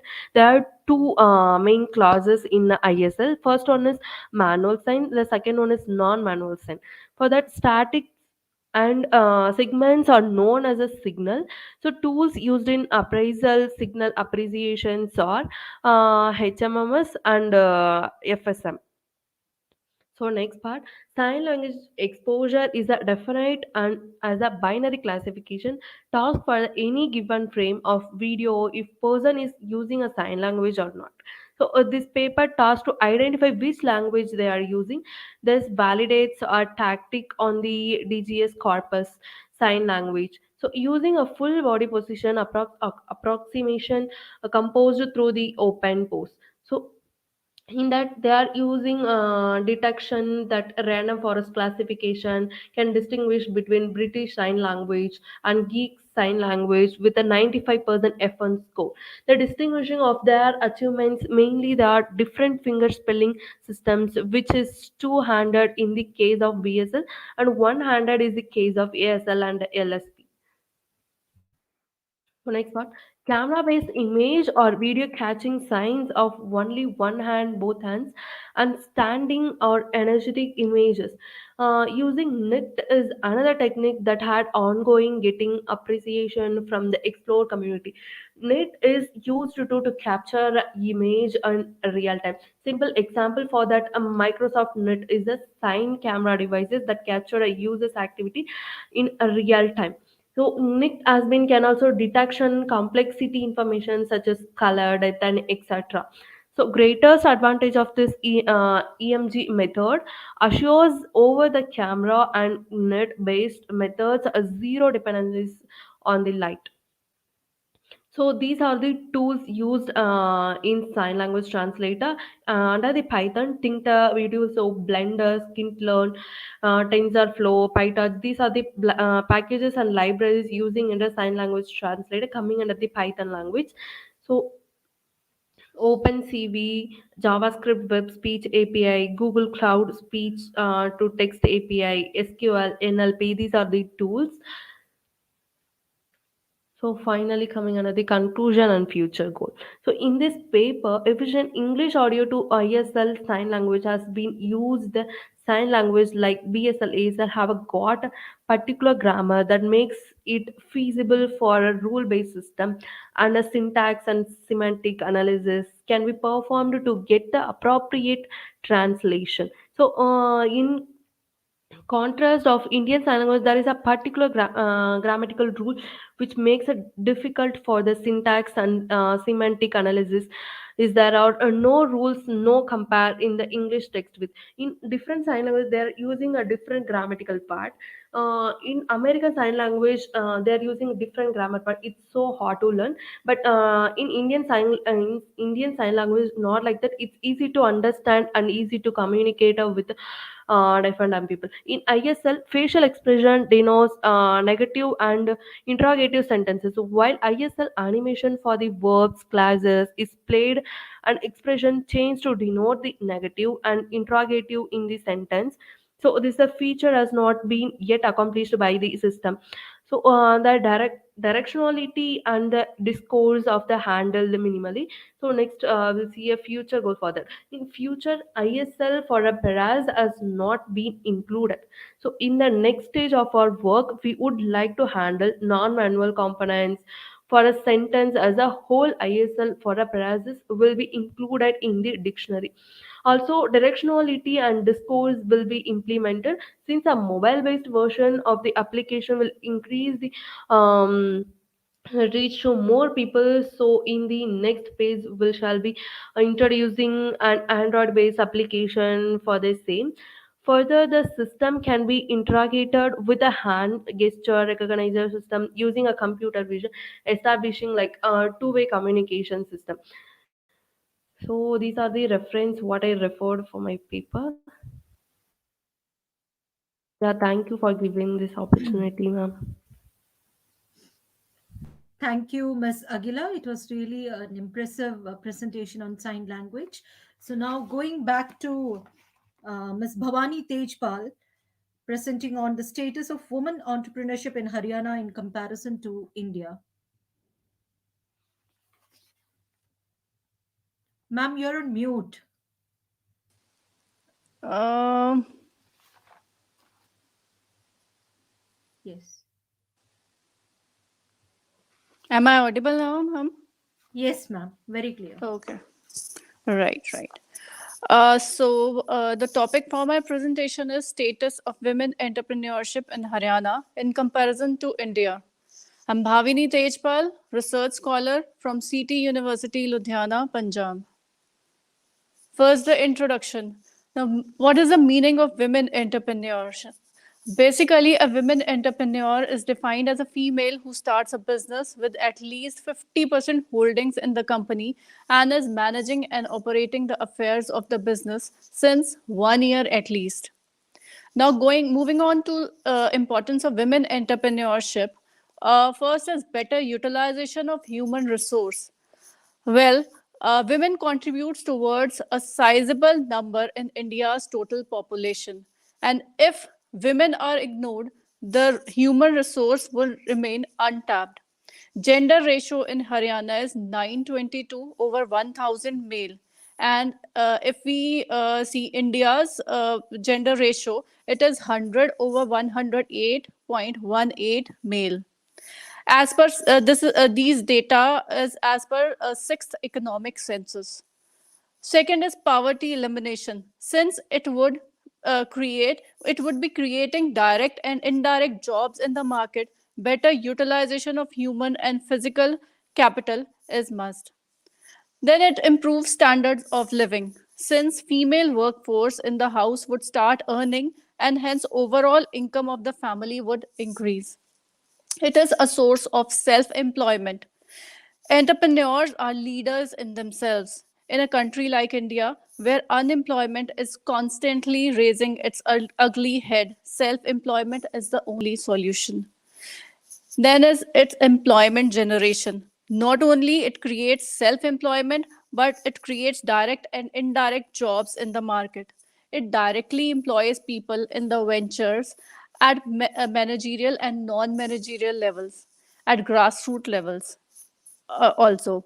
Besides this, it supports various auxiliary units such as raw material suppliers, transportation, communication, wholesalers, retailers, etc. It is a source of indirect employment.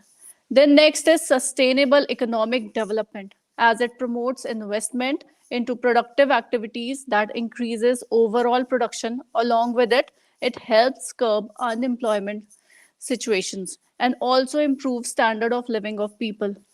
capital formation increases, and hence economy starts developing. Then it's about social progress also. It is aggregate improvement in quality of life for the population as a whole. If we look at the social progress, overall social progress, when the employment levels would increase and standard of living would improve, the overall income, health status, and freedom would get a boost. It facilitates work life balance. Predominantly, the role of women in a country like India was of a homemaker. They earn or not, but the burden of family and housekeeping falls on her shoulders. Most of the women do not opt to work or drop the job later in life since the work life balance becomes difficult to be maintained. Working hours in corporate sector are too long, but if they are self-employed, they are their boss and can manage the working time, and hence their productivity increases. It supports women empowerment. Women in entrepreneurial sector are financially independent, confident, and practice decision making. Moving on to next, review of literature. In a nutshell, I would just summarize it. The main motivating factor is to earn money and be financially independent. Women entrepreneur is more prevalent in traditional and small scale sectors due to risk factors involved.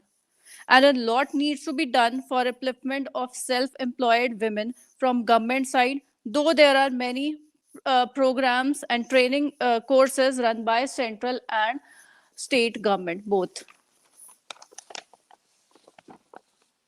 This is the review of literature I have summarized. Research gap.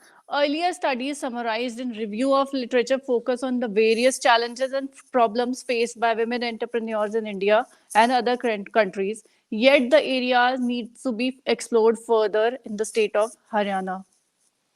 Objectives of the study: to examine the trends in women entrepreneurship in Haryana, to study the level of awareness among women with respect to various promotional supportive training programs run by central, state, and government and agencies for women entrepreneurs in Haryana, to identify the various factors contributing to towards the success of businesswomen, and to study the problems and challenges faced by women entrepreneurs in Haryana. Universe of the study is all women entrepreneurs in Haryana. My sources of data are primary data and secondary data. For collecting primary data, a structured questionnaire has been drafted consisting of closed-ended and open-ended questions, and respondents have been selected through random and stratified sampling method. Secondary data sources mainly cover annual reports of concerned businesses. Sample size, the sample response of 100 women entrepreneurs from Haryana has been considered for the study, mainly focusing small, micro, and cottage industries. Sampling techniques. Respondents have been selected through random and stratified sampling method from rural, urban, and semi-urban sectors of Haryana. Both organized and unorganized sectors have been covered. These are the hypotheses of the study. Findings of the study. There are various opportunities available for women entrepreneurs in Haryana.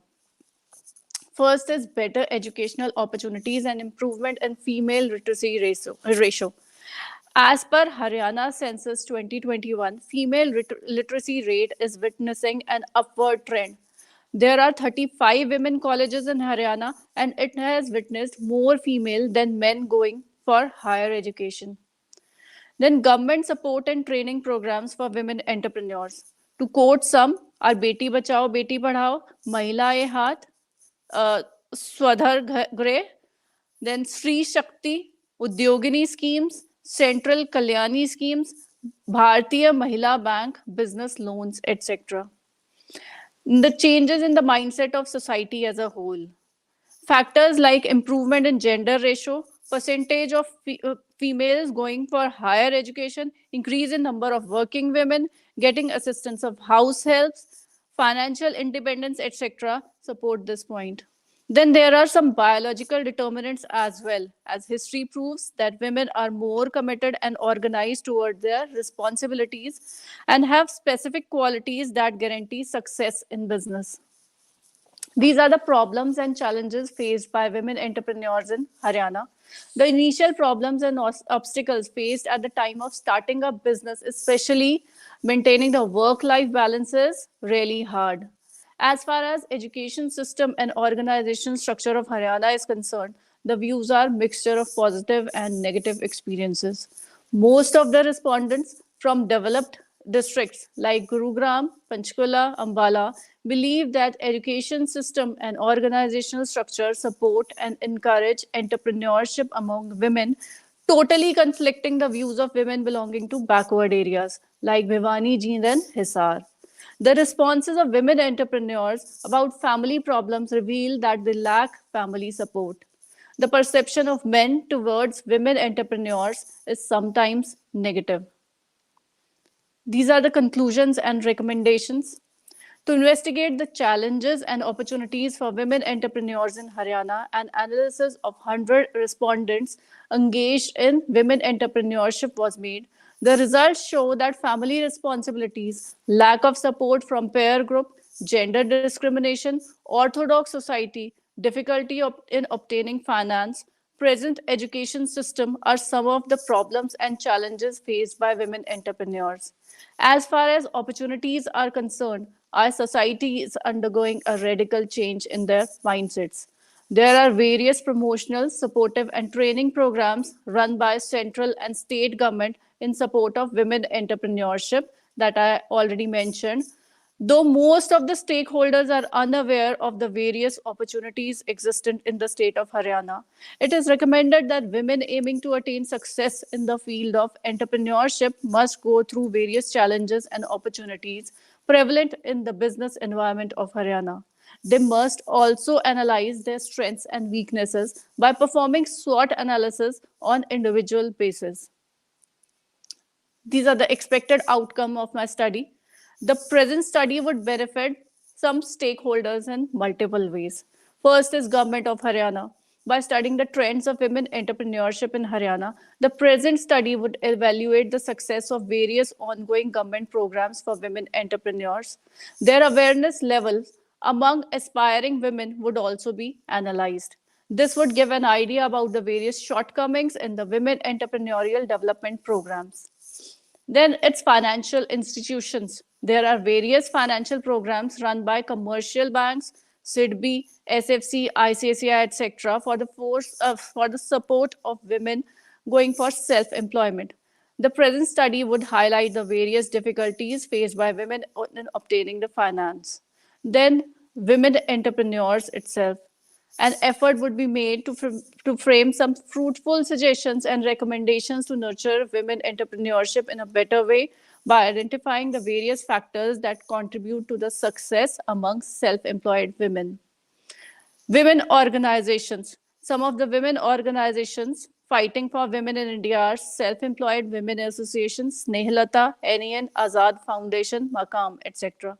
This study would enable these women organizations to understand the problems and challenges faced by self-employed women in a better way. These are the references. Thank you. Thank you, Ms. Bhavani Tejpal, for that crisp and clear presentation. Yeah, So thank you, now, ma'am. Thanks for giving me the opportunity. Thank you so much. yeah, if our participants have any queries, they can share their queries and doubts in the chat box. Participants, if you have any queries,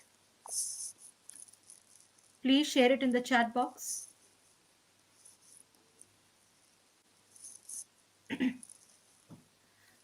I think we can move on. So now moving on to the closure of session 1, we have Dr. Sandhya K, HOD, Department of Commerce, Dhanalakshmi Srinivasan Arts and Science College, ECR, Mamalapuram, Chennai, with us. Ma'am has over 8 years experience in teaching and research. She has a vast subject expertise and has also taken up various responsible positions in her career.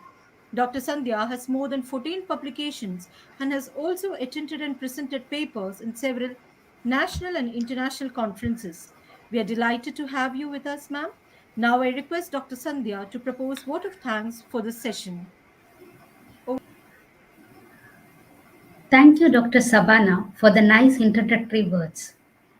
I really feel honored and proud to have an opportunity to present a vote of thanks on this special day of Second International Conference on Research Outlook, Innovation and Research Trend.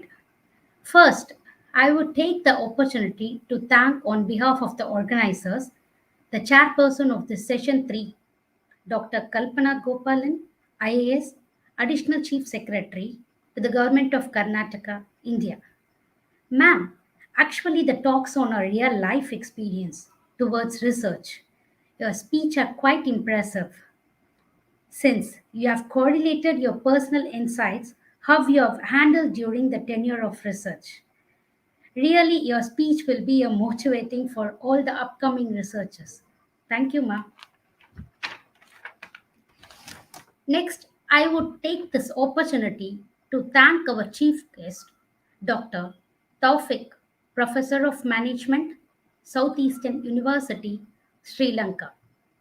Sir's speech was highly motivating. He was emphasizing on practical difficulty what we are facing in this pandemic era and how far technology plays a role in exchange of knowledge through virtual platform.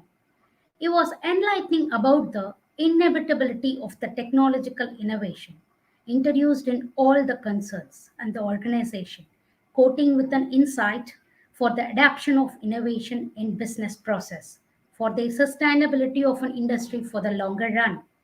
And he stressed on the need of continuous research, which plays a vital role in innovation, bringing up with a societal contribution.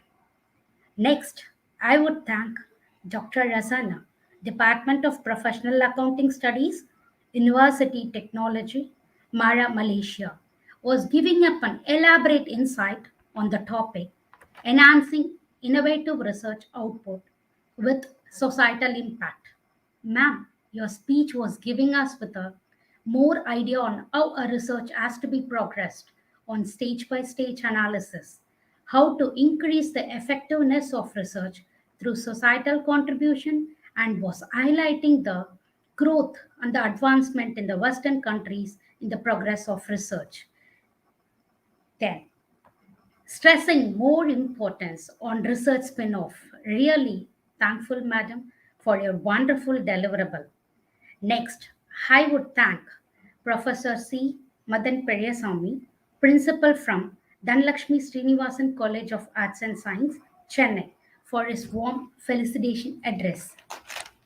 Finally, I would like to thank the presenters for their valuable input in terms of their multidisciplinary research title, covering up with the theme of an international conference. Thank you, presenters. Once again, as a final note, I would like to thank all the organizing committee members to create a forum where research from different countries connecting in a single platform to explore their knowledge and research. Thank you all. Thank you, ma'am. Now, we have come to an end to the forenoon session and we'll resume further at sharp 3 p.m. Indian time. Thank you.